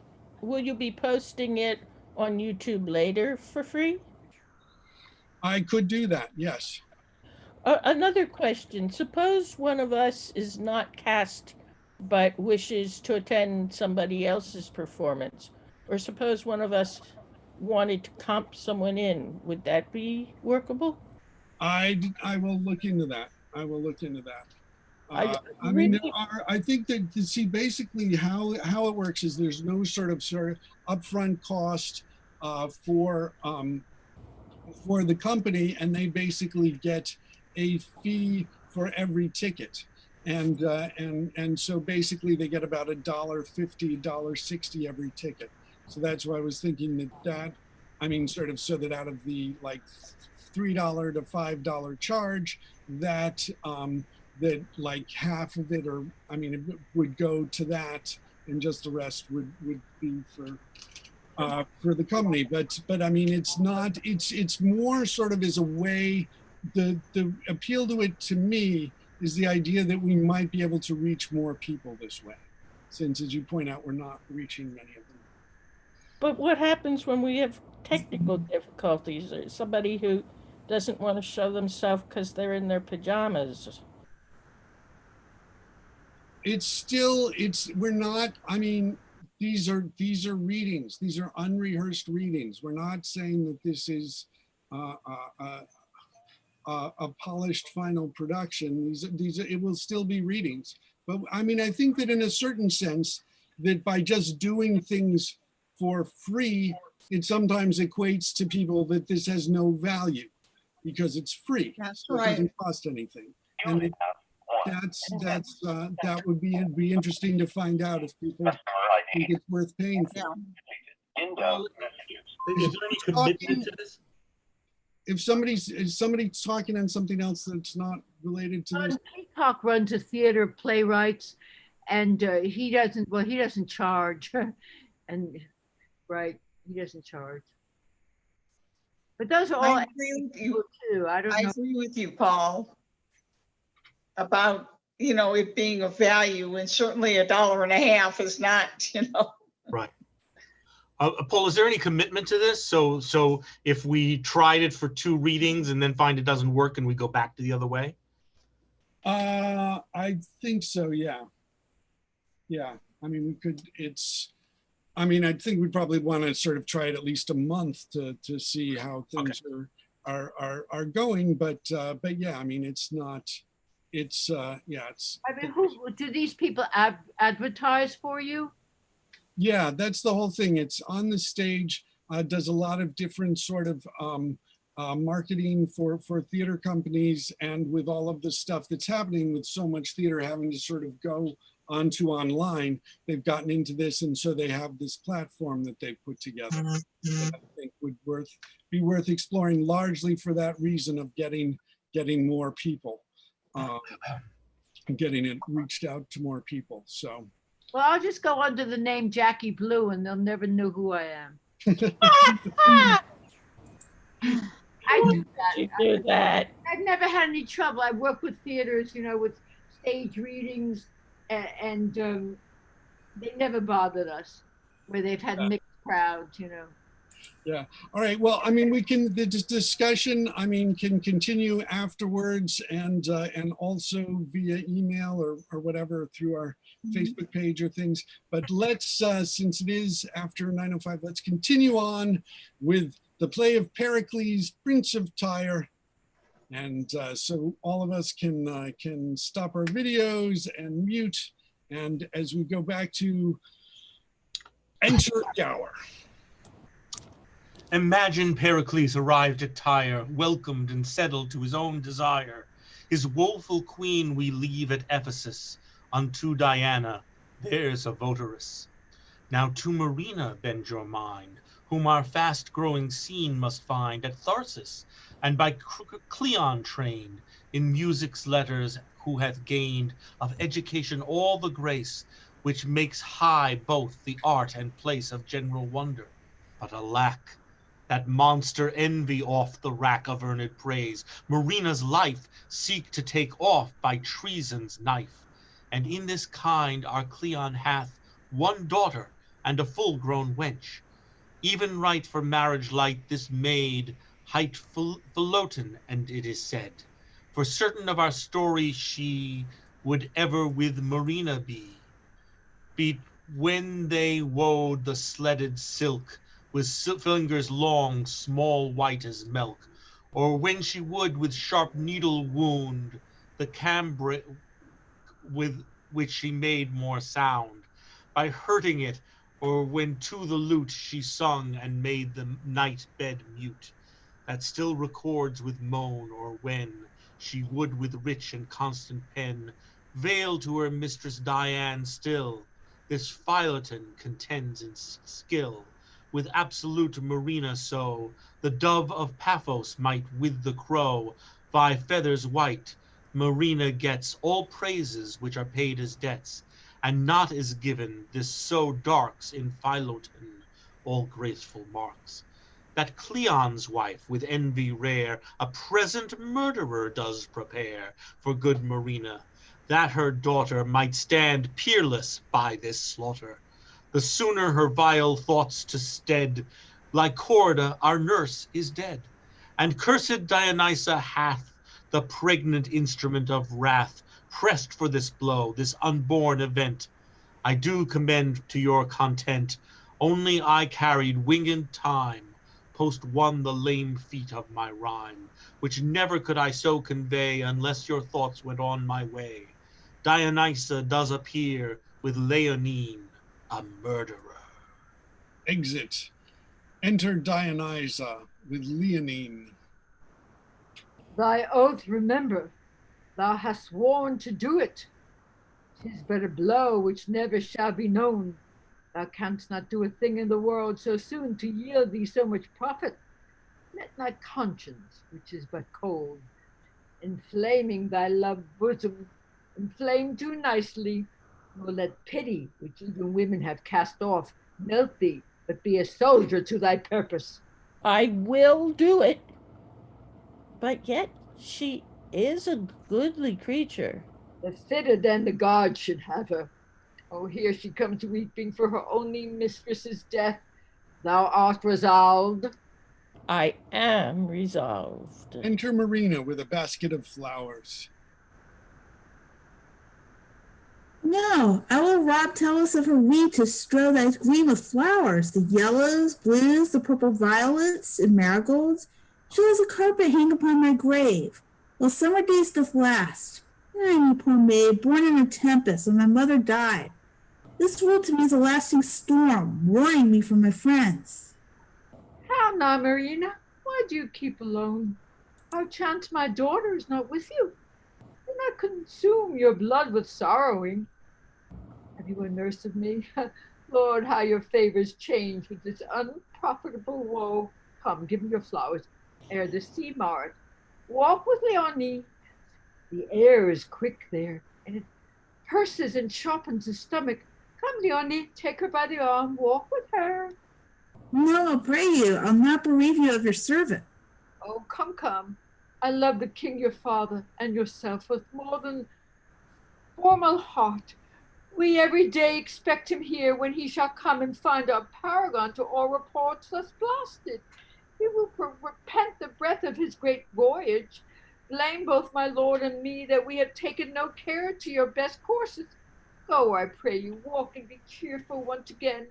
Reserve that excellent complexion which did steal the eyes of young and old. Care not for me, I can go home alone. No, I will go, yet I have no desire to it. Oh, come, come, I know 'tis good for you. Walk half an hour, Leonie, at the least. Remember what I said. I warrant you, madam. I'll leave you, my sweet lady, for a while. Pray, walk softly, do not heat your blood. Oh, I must have care of you. Thanks, sweet madam. Is this wind westerly that blows? Southwest. When I was born, the wind was north. Was so? My father, as nurse says, did never fear. Required good seamen to the sailors, going his kingly hands, hauling ropes and clasping to the mast. Endured a sea that almost burst to death. When was this? When I was born. Never was waves nor wind more violent, and from the ladder tackle washes off a canvas climber, fast as one bolt out, and with a dropping industry they skip from stern to stern. The boatswain whistles, and the master calls and trebles their confusion. Come, say your prayers. What mean you? If you require a little space for prayer, I grant it, pray. But be not tedious, for the gods are quick of ear, and I am sworn to do my work with haste. Why? Will you kill me? To satisfy my lady. Why would she have me killed now? As I can remember by my troth, I never did her hurt in all my life. I never spake bad word, nor did ill turn to any living creature. Believe me, law, I never killed a mouse nor hurt a fly. I trod upon a worm against my will, but I wept for it. How have I offended, wherein my death may yield her any profit, or my life imply her any danger? My commission is not to reason of the deed, but do it. You will not do it for all the world, I hope. You are well favored, and your looks for show you have a gentle heart. I saw you lately when you caught hurt and parting two that fought. Good seasons show well in you. Do so now, your lady seeks my life. Come, you between, and save poor me the weaker. I am sworn, and will dispatch. Hold, villain! Right, right. Half part, mates, half part. Come, let's have her aboard suddenly. Exit. Enter Leonine. Those roguing thieves served the great pirate Valdez, and they have seized Marina. Let her go. There's no hope she will return. I'll swear she's dead and thrown into the sea. But I'll see further. Perhaps they will but please themselves upon her, not carry her aboard. If she remain, whom they have ravished, must by me be slain. Exit. Enter the three bawds.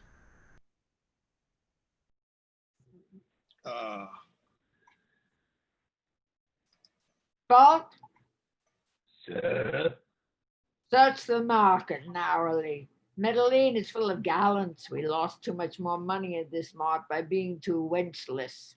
We were never so much out of creatures. We have but poor three, and they can do no more than they can do. And they with continual action are even as good as rotten. Therefore, let's have fresh ones whene'er we pay for them.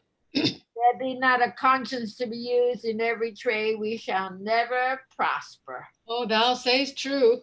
'Tis not our bringing up of poor bastards, as I think I have brought up some 11. I do 11 and brought them down again. But shall I search the market? What else, man? The stuff we have, a strong wind will blow it to pieces. They are so pitifully sodden. Oh, thou sayest true. There's too unwholesome a conscience. The poor Tasmania is dead that lay with the little baggage. Aye, she quickly pooped him. She made him roast meat for worms. I'll go search the market. 3,000 chickens were as pretty a proposition to live quietly and so give over. Why to give over, I pray you? Is it a shame to get when we are old? Oh, our credit comes not in like the commodity, nor the commodity wages not with the danger. Therefore, if in our youth we could pick up some pretty estate, 'twere not amiss to keep our door hatched. Besides, the sore terms we stand upon with the gods will be strong with us forgiven all. Some other sorts offend as well as we. As well as we, aye, and better too. We offend worse. Neither is our profession any trade, it's no calling. But here comes Balt. Enter Bolt with pirates and Marina. Yeah, come your ways. My masters, you say she's a virgin? Oh, sir, we doubt it not. Master, I have gone through for this piece, you see. If you like her, so. If not, I have lost my earnest. Bolt, has she any qualities? She has a good face, speaks well, and has excellent good clothes. There's no further necessity of qualities can make her be refused. What's the price, Bolt? It cannot be bated 1 doit of 1,000 pieces. Well, follow me, my masters. You shall have your money presently. Wife, take her in, instruct her what she has to do, that she may not be raw in her entertainment. Oh, take you the marks of her, the color of her hair, complexion, height, her age, with warrant of her virginity, and cry, he that will give most shall have her first. Such a maidenhead were no cheap thing, if men were as they have been. Get this done as I command you. The foreman shall follow. Alack, that lady, so slack, so slow. You should have struck, not spoke. Look at these pirates, not enough barbarous and not were both thrown me for to seat my mother. I lament you, pretty one. That I am pretty. Come, the gods have done their part in you. I accuse them not. You are light into my hands, where you are like to live. More my fault to scrape his hands where I was to die. Aye, and you shall live in pleasure. No. Yes, indeed shall you, and taste gentlemen of all fashions. You shall fare well. You shall have a difference of all complexion. Why do you stop your ears? Are you a woman? What would you have me be, and I be not a woman? An honest woman, or not a woman? Marry, whip the gosling. I think I shall have something to do with you. Come, you're a young, foolish sapling, and must be bowed as I would have you. Gods defend me. If it please the gods to defend you by men, then men must comfort you. Men must feed you. Men stir you up. Bolts returned. Now, sir, hast thou cried her through the market? I have cried her almost to the number of her hairs. I have drawn her picture with my voice. And I prithee tell me, how dost thou find the inclination of the people, especially of the younger sort? Faith, they listened to me as they would have hearkened to their father's testament. There was a Spaniard's mouth so watered that he went to bed to her very description. We shall have him here tomorrow with his best ruff on. Tonight, mistress, you know the French knight that cowers the hams? Who, Monsieur Verolas? Aye, he offered to cut a caper at the proclamation. but he made a groan at it and swore you would see her tomorrow.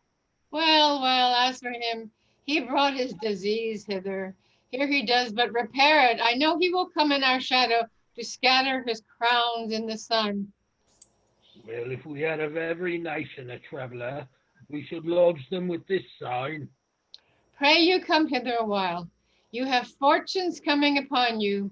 Mark me, you must seem to do that fearfully which you commit willingly. Despise profit where you have most gain. To weep that you live as you do makes pity in your lovers seldom, but that pity begets you a good opinion, and that opinion a mere profit. I understand you not. Oh, take her home, mistress, take her home. These blushes of hers must be quenched with some present practice. Thou sayest true of faith, so they must, for your bride goes to that with shame, which is her way to go with warrant. Faith, some do, and some do not. But, mistress, if I have bargained for the joint, Thou mayst cut a morsel off the spit. I may so. Who should deny it? Come, young one, I like the manner of your garments well. Why, by my faith, they shall not be changed yet. Walt, spend thou that in the town. Report what a sojourner we have. You'll lose nothing by custom. When nature framed this piece, she meant thee a good turn. Therefore say what a paragon she is, and thou hast the hardest out of thine own report. I warrant you, mistress, thunder shall not so awake the bed of eels as my giving out her beauty stir up the lewdly inclined. I'll bring home some tonight. Come your ways, follow me. If fires be hot, knives sharp or waters deep, untied, I still my virgin knot will keep. Diana, aid my purpose. What have we to do with Diana? Pray you, will you go with us? Exit. Enter Cleon and Dionysa. Why are you foolish? Can it be undone? Oh, Dionysa, such a piece of slaughter the sun and moon ne'er looked upon. I think you'll turn a child again. Were I chief lord of all this species world, I'd give it to undo the deed. Oh, lady, much less in blood than virtue, yet a princess to equal any single crown of the earth the justice of compare. Oh, villain, Leonine, whom thou hast poisoned too, if thou hast drunk to him, t'ad been a kindness, becoming well thy face. What canst thou say when noble Pericles should demand his child? That she is dead. Nurses are not the fates to foster it, not ever to preserve. She died at night, I'll say so.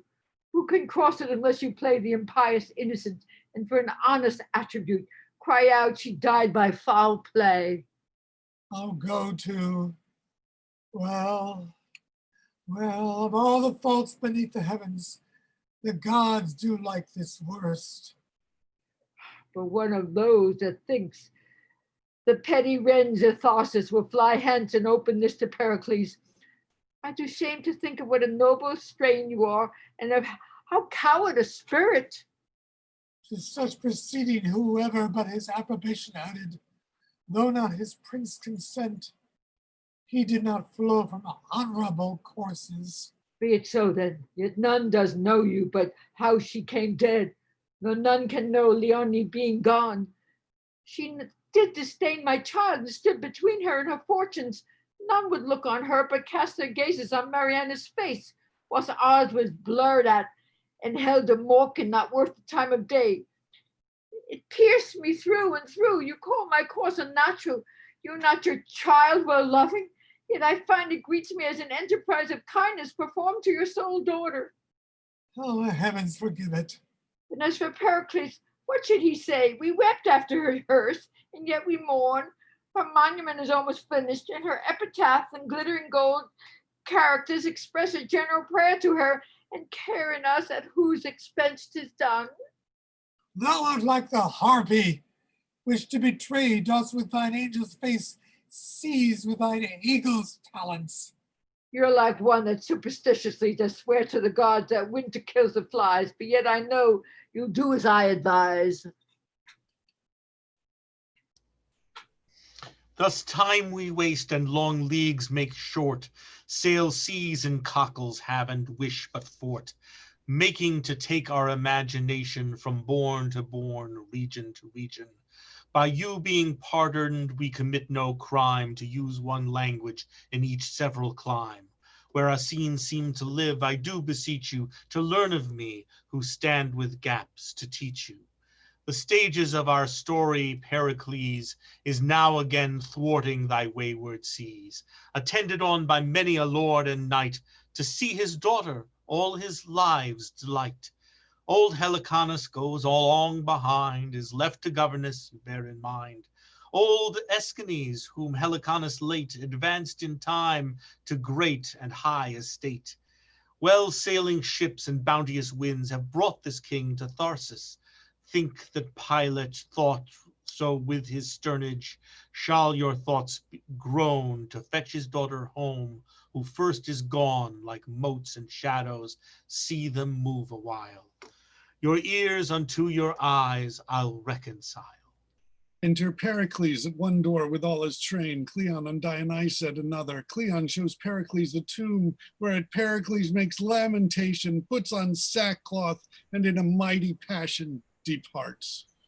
See how belief may suffer by foul show. This borrowed passion stands for true old woe. And Pericles in sorrow all devoured, with sighs shot through and biggest tears o'ershowered, leaves Tharsis and again embarks. He swears never to wash his face nor cut his hairs.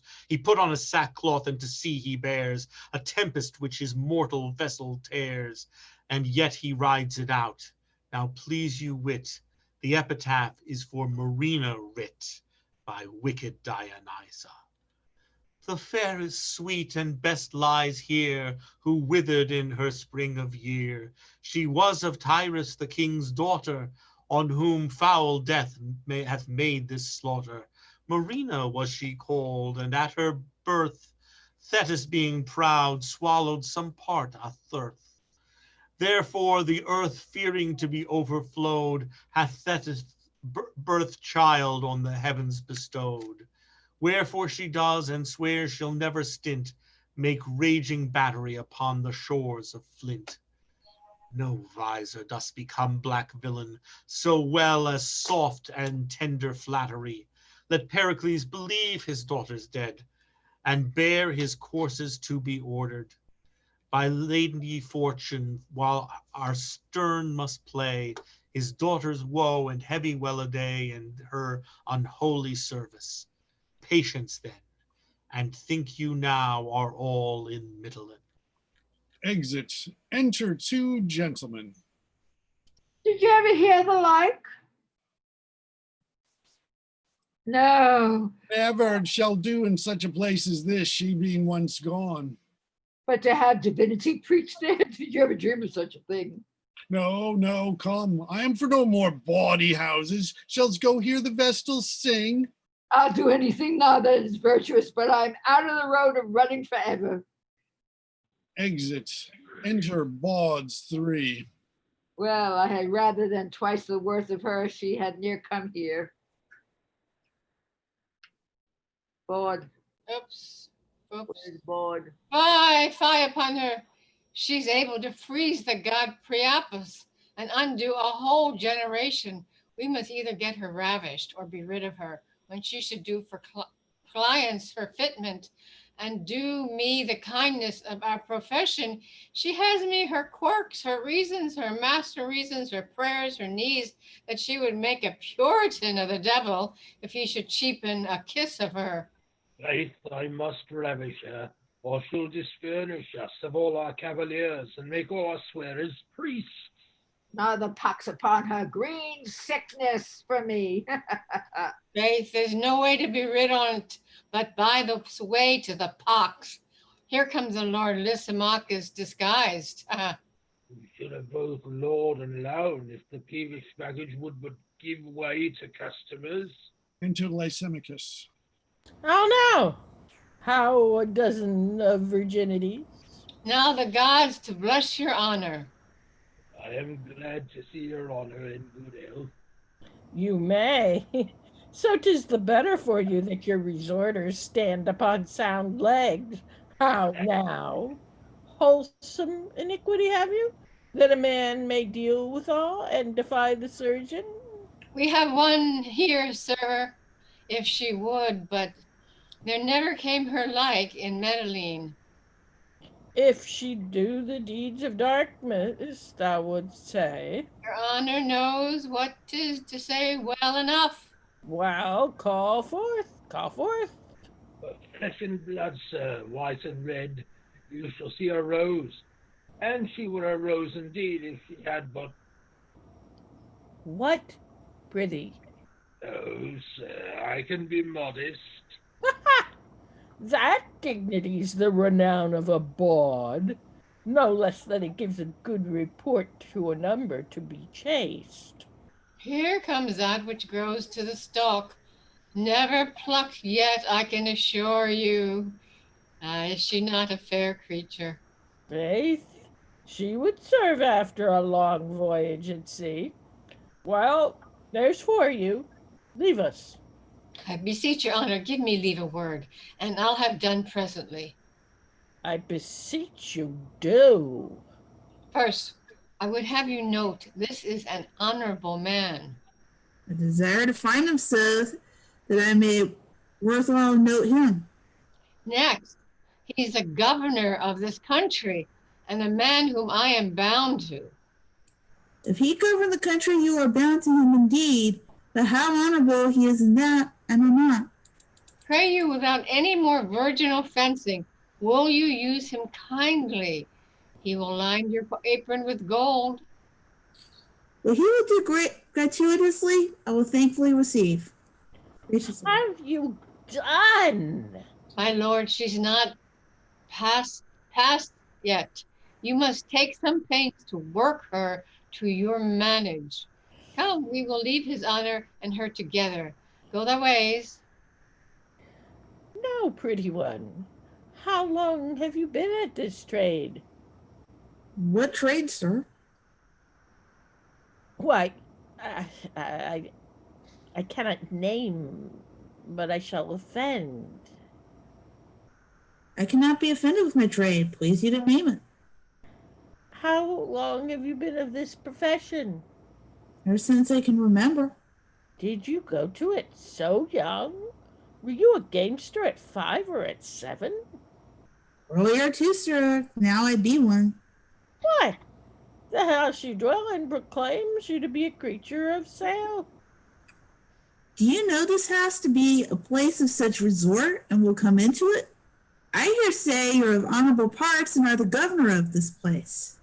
Why, hath your principal made known unto you who I am? Who is my principal?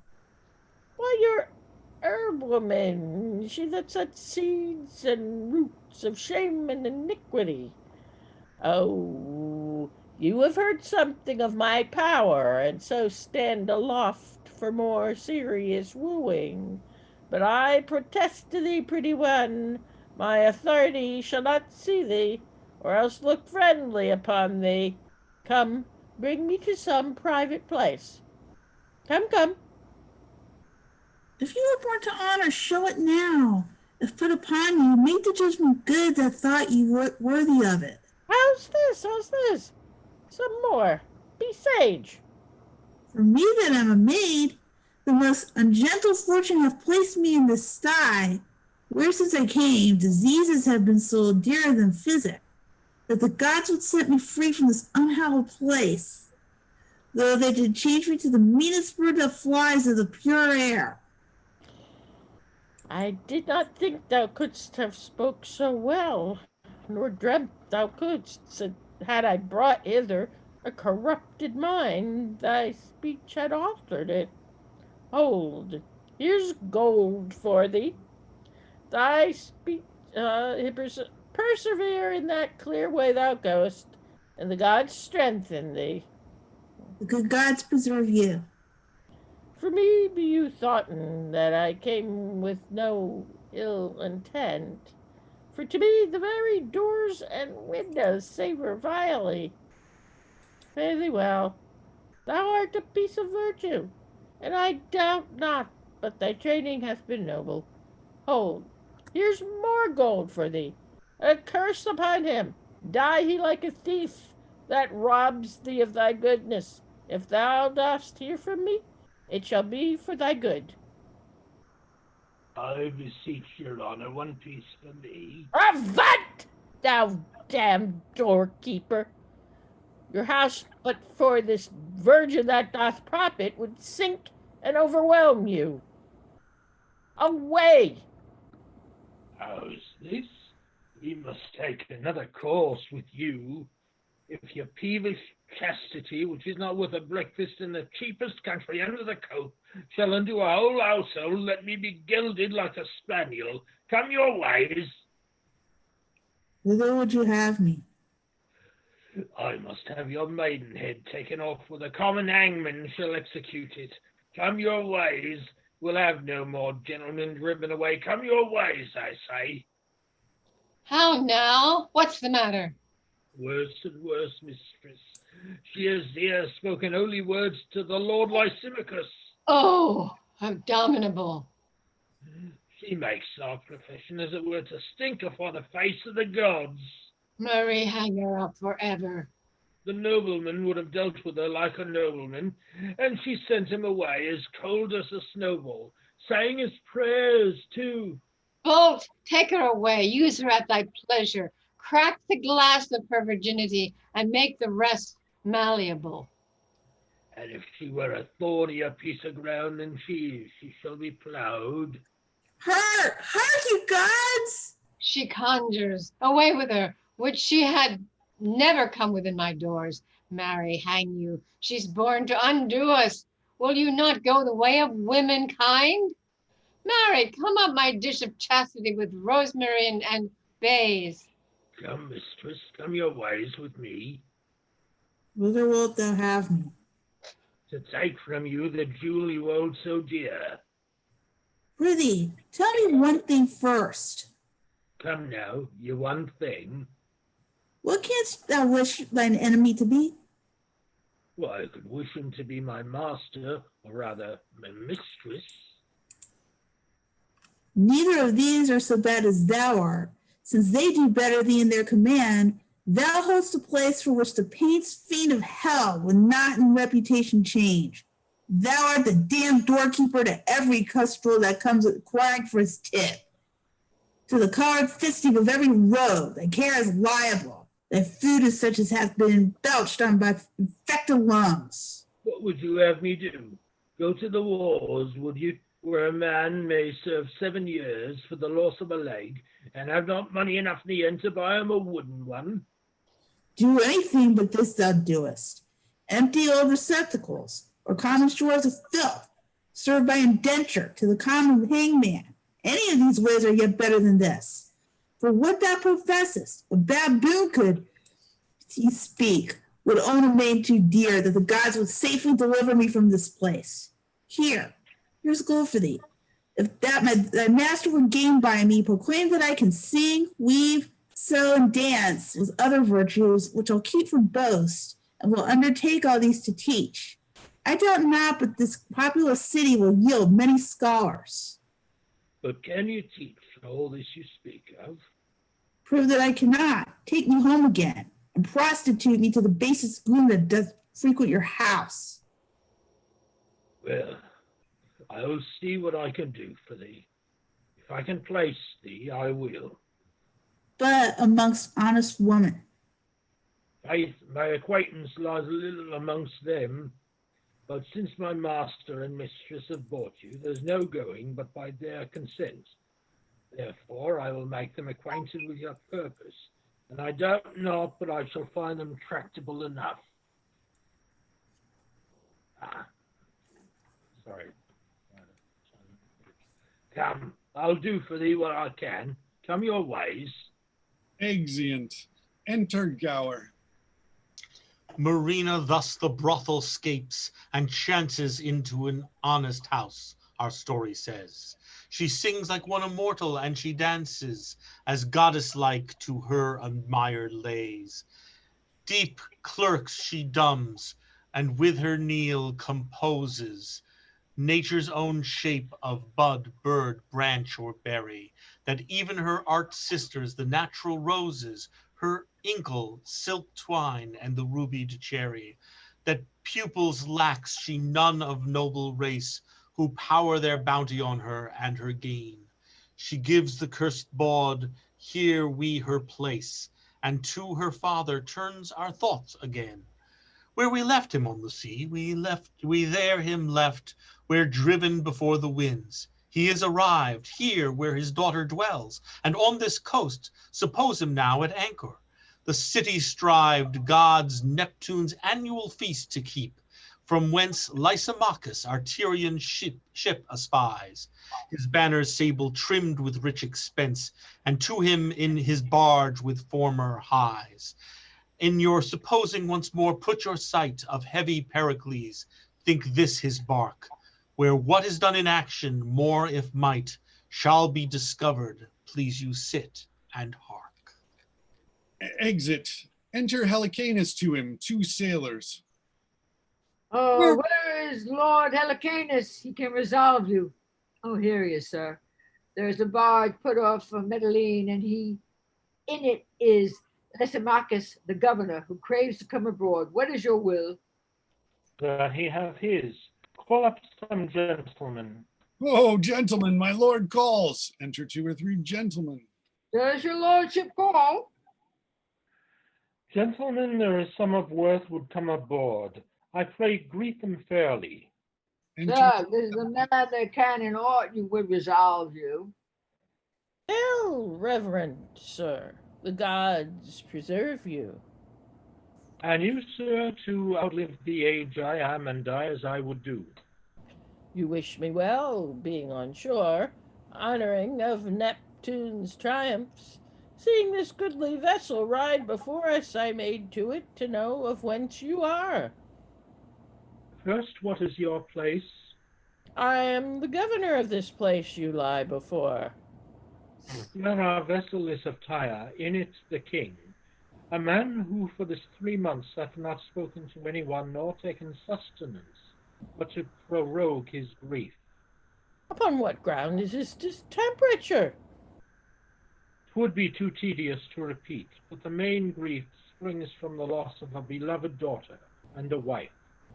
May we not see him? You may, but bootless is your sight. He will not speak to any.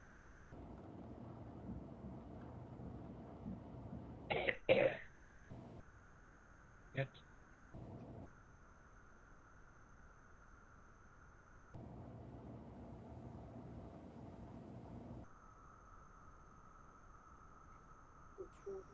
Behold him, this was a goodly person. Still the disaster that one mortal night drove him to this. Sir King, all hail. The gods preserve you, hail, royal sir. It is in vain. He will not speak to you.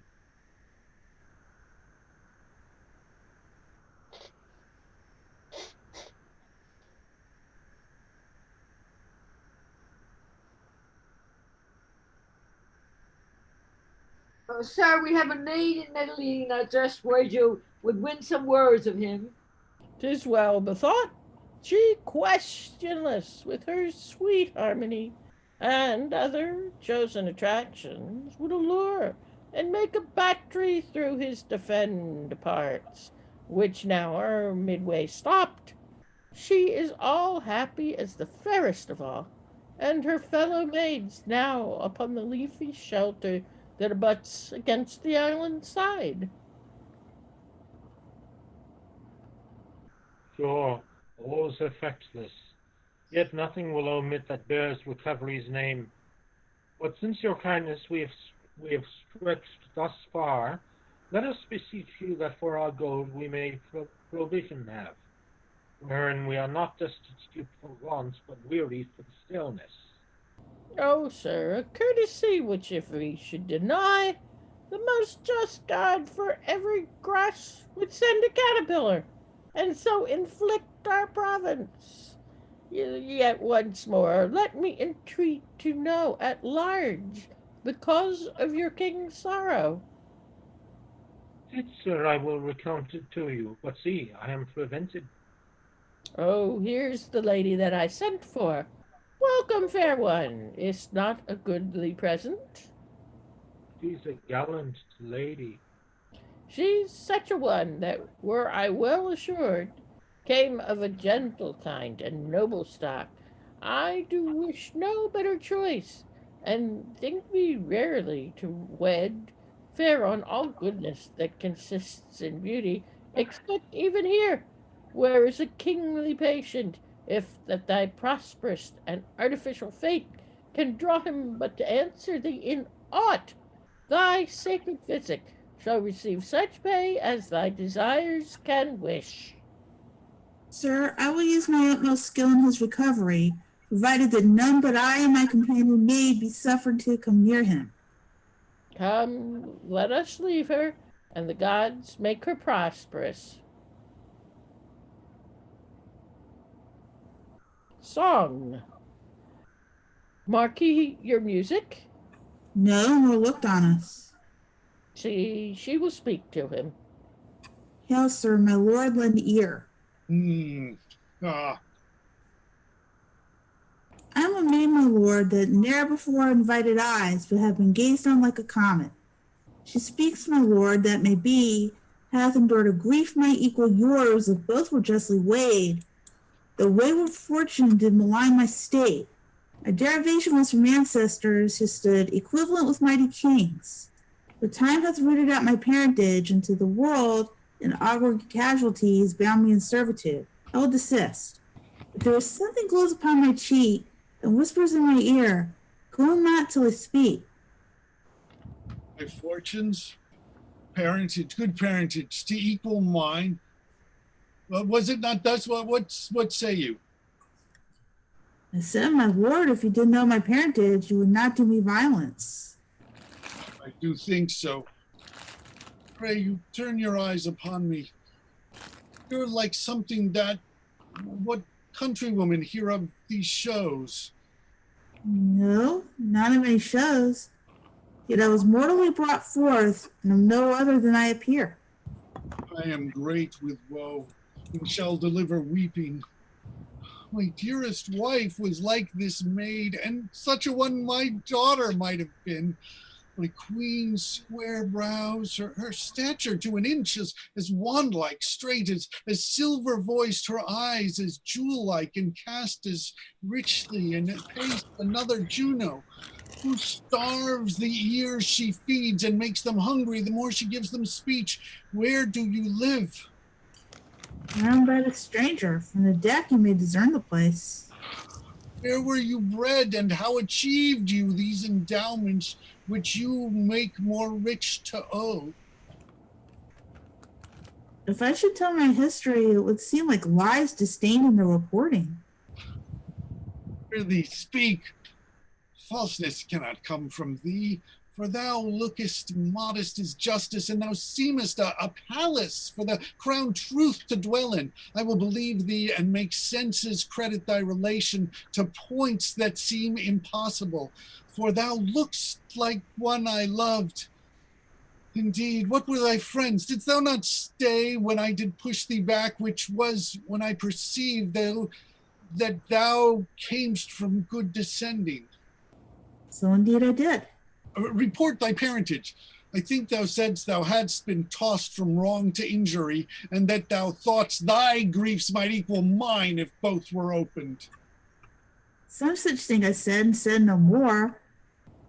But what my thoughts did warrant me was likely.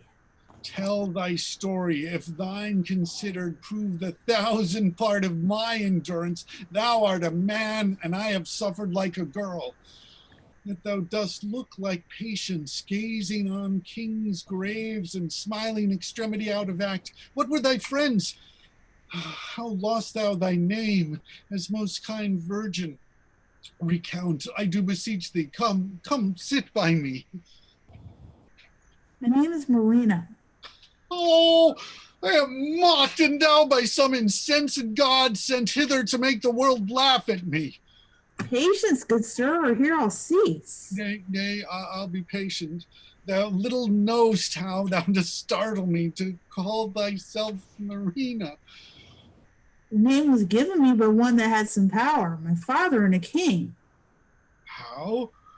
A king's daughter and called Marina? You said you would believe me, but not to be a troubler of your peace. No land here. But are you flesh and blood? Have you a working pulse? You are no fairy. Motion well. Speak on. Where were you born, and wherefore called Marina? Called Marina, for I was born at sea. At sea? What mother? My mother was the daughter of a king who died the minute I was born, as my good nurse Lacerda hath oft delivered weeping. Oh, stop there a little. This is the rarest dream that e'er dulled sleep did mock sad fools withal. That cannot be my daughter buried. Well, where were you bred? I'll hear you more to the bottom of your story and never interrupt you. You scorn. Believe me, 'twere best I did give o'er. I will believe you by the syllable of what you shall deliver. Yet give me leave. How came you in these parts? Where were you bred? The king my father did in Tharsis leave me, till cruel Cleon with his wicked wife did seek to murder me, and having wooed a villain to attempt it, who having drawn to do it, a crew of pirates came and rescued me, brought me to Medellin. But good sir, whither will you have me? Why do you weep? It may be you think me an impostor in no good faith. I am the daughter to King Pericles, if good King Pericles be. Oh, Helicanus! Helicanus! My lord. Thou art a grave and noble counselor, most wise in general. Tell me if thou canst what this maid is, or what is like to be, that thus hath made me weep. I know not, but here is the Reconcer of Mitylene speaks nobly of her. She never would tell her parentage, being demanded that. She would sit still and weep. Oh, Helicanus, strike me, honored sir. Give me a gash, put me to present pain, lest this great sea of joys rushing upon me o'erbears the shores of my mortality and drown me with their sweetness. Oh, come hither, thou that begettest him that did thee beget, thou that was born at sea, buried at Tarsus, and found at sea again. Oh, Helicanus, down on thy knees, thank the holy gods as loud as thunder threatens us. This is Marina. What was thy mother's name? Tell me, but that for truth never can be confirmed enough, though doubts did ever sleep. First, sir, I pray, what is your title? I am Pericles of Tyre, but tell me now my drowned queen's name, as in the rest you said thou hast been godlike, perfect, the heir of kingdoms, and another like to Pericles thy father. It is no more to be your daughter than to say my mother's name was Thaisa. Thaisa was my mother, who did end the minute I began. Now, blessing on thee rise, thou art my child. Oh, give me fresh garments, mine own Helicanus. She is not dead at Tarsus, as she would have been by savage Cleon. She shall tell thee all, when thou shalt kneel and justify in knowledge. She is thy very princess. Who is this? Sir, 'tis the governor of Mitylene, who hearing of your melancholy state did come to see you. I embrace you. Give me my robes. I am wild in my beholding. Oh, heavens bless my girl. But hark, what music. Tell Helicanus, my Marina, tell him o'er, point by point, for yet he seems to dote, how sure you are my daughter. But what music? My lord, I hear none. None. The music of the spheres. List, my Marina. It is not good to cross him. Give him way. Rarest sounds, do ye not hear? Music, my lord? Most. I hear. most heavenly music. It nips me into listening, and thick slumber hangs upon mine eyes. Let me rest. A pillow for his head, so leave him all. Well, my companion friends, if this but answer to my just belief, I'll well remember you.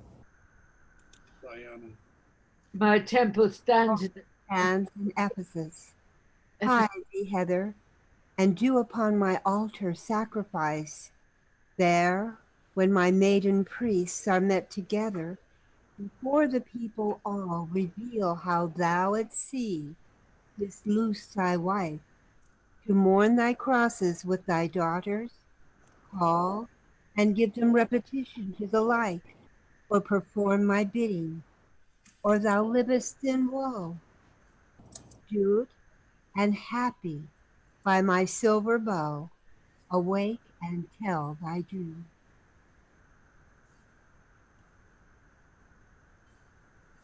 Celestial Diane, goddess Argentine, I will obey thee. Helicanus. Sir? My purpose was for Tarsus, there to strike the inhospitable Cleon, but I am for other service. First, toward Ephesus, turn our blown sails. Eftsoons, I'll tell thee why. Shall we refresh us, sir, upon your shore, and give you gold for such provision as our intents will need? Sir, with all my heart. And when you come ashore, I have another slight. You shall prevail, were it to woo my daughter, for it seems you have been noble towards her. Sir, lend me your arm. Come, my Marina. Exeunt. Now our sands are almost run, more a little, and then done. This my last boon give me, for such kindness much must relieve me, that you aptly will suppose what pageantry, what feast, what shows, what minstrelsy and pretty din the regent made in Metellin, to greet the king, so he thrived, that he is promised to be wife to fair Marina, but in no wise till he had done his sacrifice. As Diane had bade, whereto being bound, the interim pray you all confound. In feathered briefnesses, sails are filled, and wishes fall out as they are willed. At Ephesus the temple see, our king and all his company. That he can hither come so soon is by your fancies thankful doom. Hail, Diane, to perform thy just command, I here confess myself, the king of Tyre, who frighted from my country did wed at Pentapolis the fair Thaisa. At sea in childbed died she, but brought forth a maid child called Marina, whom, O goddess, wears yet thy silver livery. She at Tharsis was nursed with Cleon, who at 14 years he sought to murder, but her better stars brought her to Metellin, gainst whose sore riding her fortunes brought the maid aboard us, where by her own most clear remembrance she had made known herself my daughter. Voice and favor, you, oh, royal Pericles. What means the mum? She dies. Help, gentlemen. Noble sir, if you have told Diane's altar true, this is your wife. Reverend Appearer, no. I threw her overboard with these very arms. Upon this coast, I warrant you. Well, 'tis most certain. Look to the lady. Oh, she's but overjoyed. Early in blustering morn, this lady was thrown upon this shore. I oped the coffin, found there rich jewels, recovered her, and placed her here in Diana's temple. May we see them? Great sir, they shall be brought you to my house, whither I invite you. Look, Lisa is recovered. Oh, let me look if he be none of mine. My sanctity will to my sense bend no licentious care, but curb it, spite of seeing. Oh, my lord, are you not Pericles? Like him you spake, like him you are. Did you not name a tempest, a birth, and death? A voice of dead Thaisa. That Thaisa am I, supposed dead and drowned. Hi, mortal Diane. Now I know you better. When we with tears parted Pentapolis, the king my father gave you just such a ring. Oh, this, no more. You gods, your present kindness makes my past misery sports. You shall do well that on the touching of her lips I may melt with no more be seen. Oh, come be buried a second time within these arms. My heart weeps to be gone into my mother's bosom. Oh, look, who kneels here, flesh of thy flesh, Thaisa, thy burden at the sea and called Marina, for she was yielded there. Blessed and mine own. Hail, madam, and my queen. I know you not. You have heard me say when I did fly from Tyre, I left behind an ancient substitute. Can you remember what I called the man? I have named him off. It was, Helicinus then. Still confirmation. Embrace him, dear Thaisa. This is he. How do I long to hear how you were found, how possibly preserved, and who to thank besides the gods for this great miracle. Lord Cerimon, my lord, this man through whom the gods have shown their power, that can from first to last resolve you. Reverend sir, the gods can have no mortal officer more like a god than you. Will you deliver how this dead queen relives? I will, my lord. Beseech you first, go with me to my house, where shall you be shown all was found with her, how she came placed here in the temple, no needful thing omitted. Oh, pure Diane, bless thee for thy vision, and will offer night oblations to thee. Thaisa, this prince, the fair betrothed of your daughter, shall marry her at Pentapolis, and now this ornament makes me look dismal. Will I clip to form, and what this 14 years no razor touched to grace thy marriage day I'll beautify. Lord Cerimon hath letters of good credit. Sir, my father's dead. Heavens make a star of him. Yet there my queen will celebrate their nuptials, and ourselves will in that kingdom spend our following days. Our son and daughter shall in Tyrus reign. Lord Cerimon, we do our longing stay to hear the rest unfold. Sir, lead the way. Me. In Antiochus and his daughter you have heard of monstrous lust, the due and just reward. In Pericles his queen and daughter seen, although assailed with fortune fierce and keen, virtue preferred from fell destruction's blast, led on by heaven and crowned with joy at last. In Helicanus you may well descry a figure of truth, of faith, of loyalty. In reverend Cerimon there well appears the worth that learned charity aye wears. For wicked Cleon and his wife, when fame had spread his cursed deed, the honored name of Pericles, to rage the city turn, that him and his they in his palace burn. The gods for murder seemed so content to punish, although not done was meant. So on your patience evermore attending, new joy wait on you. Here our play has ending. Oh, Thank you all. Thank you very much. Thank you. Good job. Yes. Yeah, thanks. It's interesting. There's some things in the play that I just love, and especially, the stuff with Marina. I think that's the part that most people generally agree is Shakespeare, and it's doubtful about some of the earlier stuff. But I just love this stuff with the bawds. I think that is just hysterical, and just the way that Marina, it's like, okay, it's like everything that she touches, everything's like, oh, well, I'm not going to kill her. Oh, so she's taken by pirates. And then she like drives a whorehouse out of business and makes it. It's really. That's a romantic comedy. Is this an early play? Yes. This is a later play, actually. It's generally with his romances. Thought of as a late one, and it wasn't included in the folio, I believe, because it had already been published in quarto, and so the rights hadn't been cleared, and it was based on a novel by George Wilkins, who was a writer at the time, and so they believe it's not really exactly clear which came first, but I think the general consensus is that it was the novel that was written first, and then he and Shakespeare adapted it for the stage. So it's that, and I mean, especially all of the stuff with all of the Marina and Diana and Thaisa, all of that is very much sort of like, I'm going to play with this again, as he does in Winter's Tale.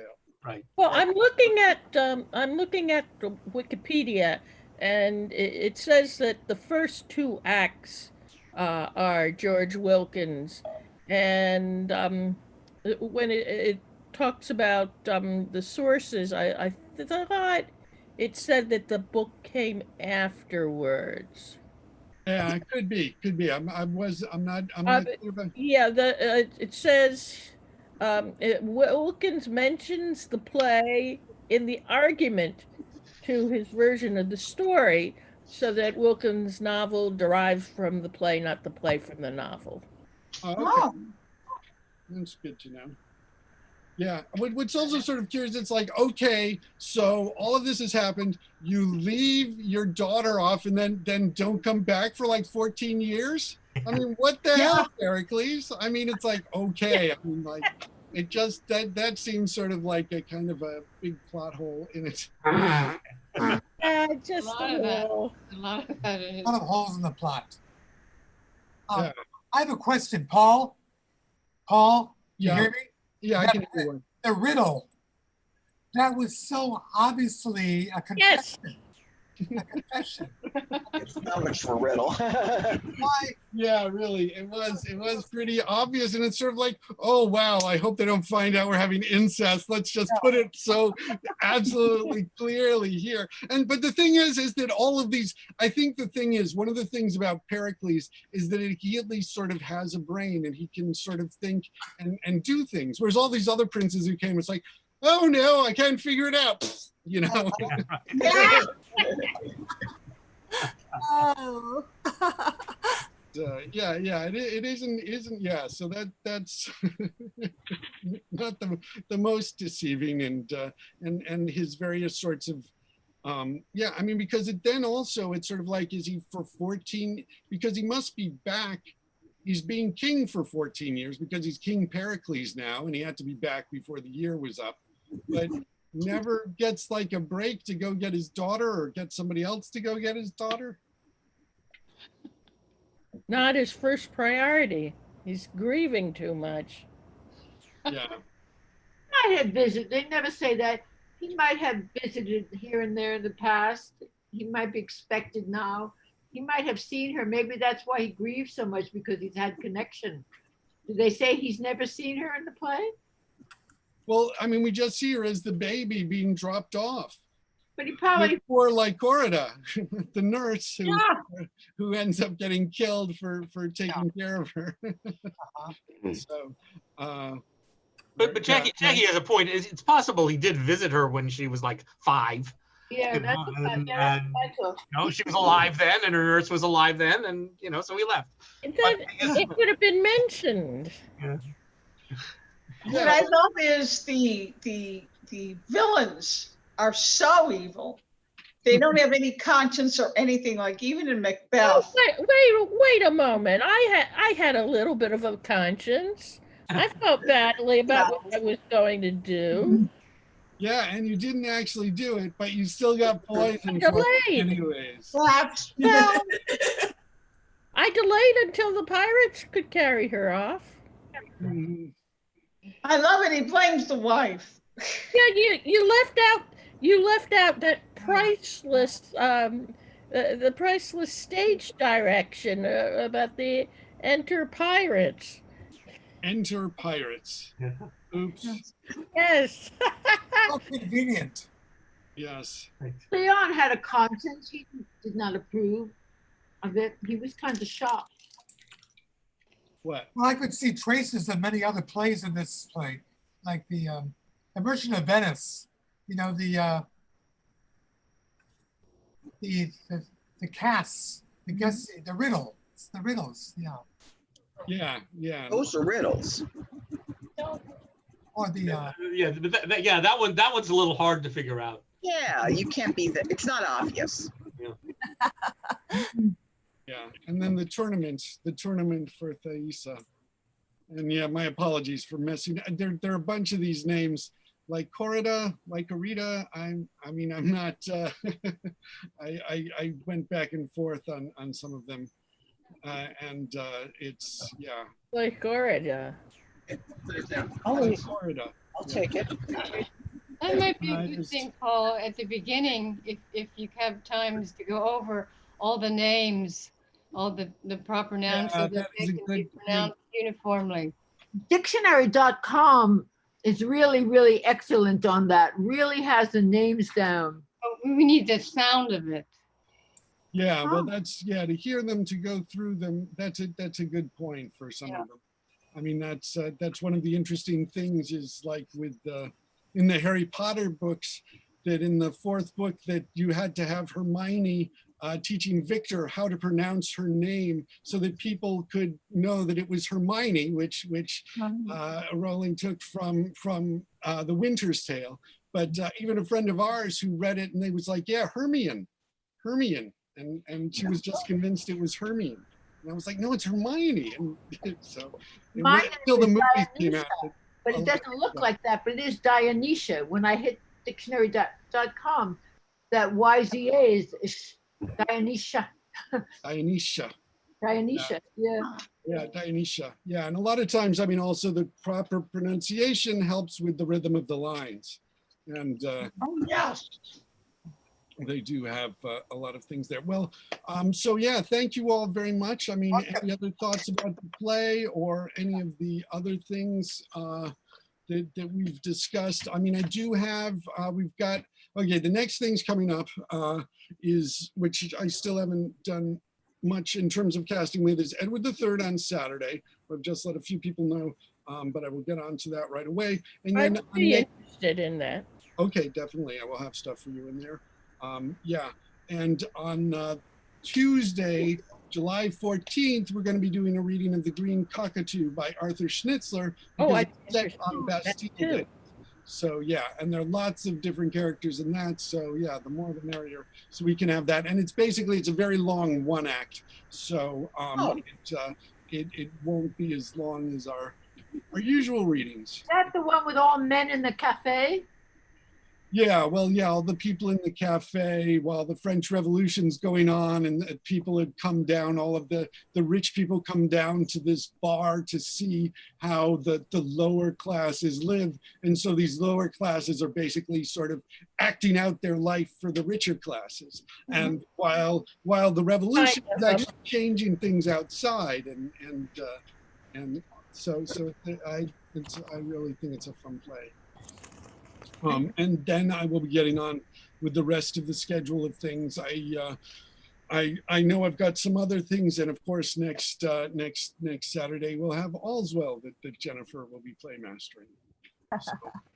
I'm in that one, right? And I. Jennifer, are you all cast up with that? No, still have a lot of parts. Is Pericles? That's one of my I'm sorry, what did you say? All right. Pericles. Yeah. Well, actually, Julie just had asked me for it, so. Okay. But have lots of other parts though. Yeah. Okay. I think I'll email you. Yeah. Let's handle that. Yeah. Let people know, because it's also tough. I mean, I'll remember most of you because but yeah, just it's good to sort of go over these things with email and other stuff.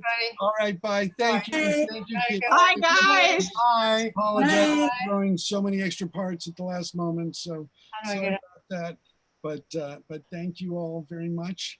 And if anybody else has any other thoughts in terms of the possible new path with the with moving forward, with having these still, because what I've found is that although I would like to have an audience, and I would like to have a greater audience for these, and I think they are worth it, our attendee had left before the end, so I wasn't able to get his permission, his view on things, which Who was the attendee? Was not a name I recognized. Tilden, something like that. Bill Tilden or something. I don't know if anybody knows that. Yeah. When are you doing the green cockatoo? Next Tuesday, July 14th, because it's Bastille Day. If there's anything, I'd like to read it first, though. Can you send out so we can? Sure, I'll send some of you. I'll send. Thank you. Yes. I'd love to read it. Yeah. I've read it before, but I have forgot it. But I remember liking it. It's kind of a good place. Yeah, I love Schnitzler. Yeah. Yeah. I guess we know what color the Puck Press edition will be. Yeah. The orange. Actually, I think I did make some in a different color because I ran out of my green cover material when I had but yeah, no. But anyway, so yeah, and I think that in terms of the way of sort of moving forward and my sort of thinking about it as a justification is charging for it, is that it's about it's our exploration as a first step to exploring these works of literature from their original first printings. And so that's something that then people can then have the PDF or the ebook or whatever to take from it to sort of continue their exploration of it. So, I mean, that's my thinking on it. But I mean, it's still, I don't want to, it's never going to be. They are in the public domain, so they would be able to get that elsewhere if they wanted. Yes, they would, but they wouldn't. It wouldn't be as easy to get these printings of the original plays formatted in modern type, because even though there are other ones of the first folio, they're less. They're only very scholarly academic editions of like the first quarto of Henry V and Hamlet and things like that, which are very expensive. So these are much more affordable. And I think there is a lot to be learned from even seeing the misspellings and the things that sometimes causes us to stumble in the readings, but it also gives us insight into the way the names were pronounced, the way words were pronounced. So I think that's why it's useful, that it's also that we gain something by coming together to do that. So, but anyways, I'm also, I mean, this is I mean, we're going to try it. We'll see how it works. I warned them. It's sort of like, well, you're going to be making money off audience. We have almost no audience. And they're like, well, we feel we can build you an audience. Like, hey, if you can build us an audience, that would be great. So anyways, I am open to other thoughts, and I thank you all very much. I thank you, Derek, especially for throwing Gower on you at the last minute, because, I mean, somebody else who'd done is like, I don't think the Gower things were by Shakespeare, is somebody else who'd read it, because it's in a very different rhythm than yeah. Oh, yeah. It's kind of tough to get more of a handle on. But all right, so yeah, so I'll see many of you, most of you on Saturday or Tuesday, and I thank you all. Hey, Saturday, I'm taking a break. Okay, that's Good night. all righty. Good night. All right, good night. Okay, bye. Bye. Bye. My brain is burnt. Also, walking outside in this heat with masks on is unbearable. Really unbearable. Yeah. Really. Who has the orchard there? That's Mona. Mona, you still there? Yes, that's the Notley Abbey in a different season. We thought you went to sleep in your pajamas. We'd love to see your face. Yes, we Well, really you know would. something? I just got another computer. I talked to Paul about it, and I was supposed to have 2 working cameras. And I'm right in front of my laptop and it's not picking up my image. So I apologize for that. Okay, well, I mean, I hope it can, yeah, if, at some point, if you want to, I mean, maybe we can do, you can just reach out to me, email me and set up a time. We can do a Zoom meeting to try and sort of troubleshoot it if you need some help with that. If you got rid of the picture, wouldn't it show reality though? Nope. I think you've Anyway. covered up all the words that are on the bottom, like mute and stop video and start video.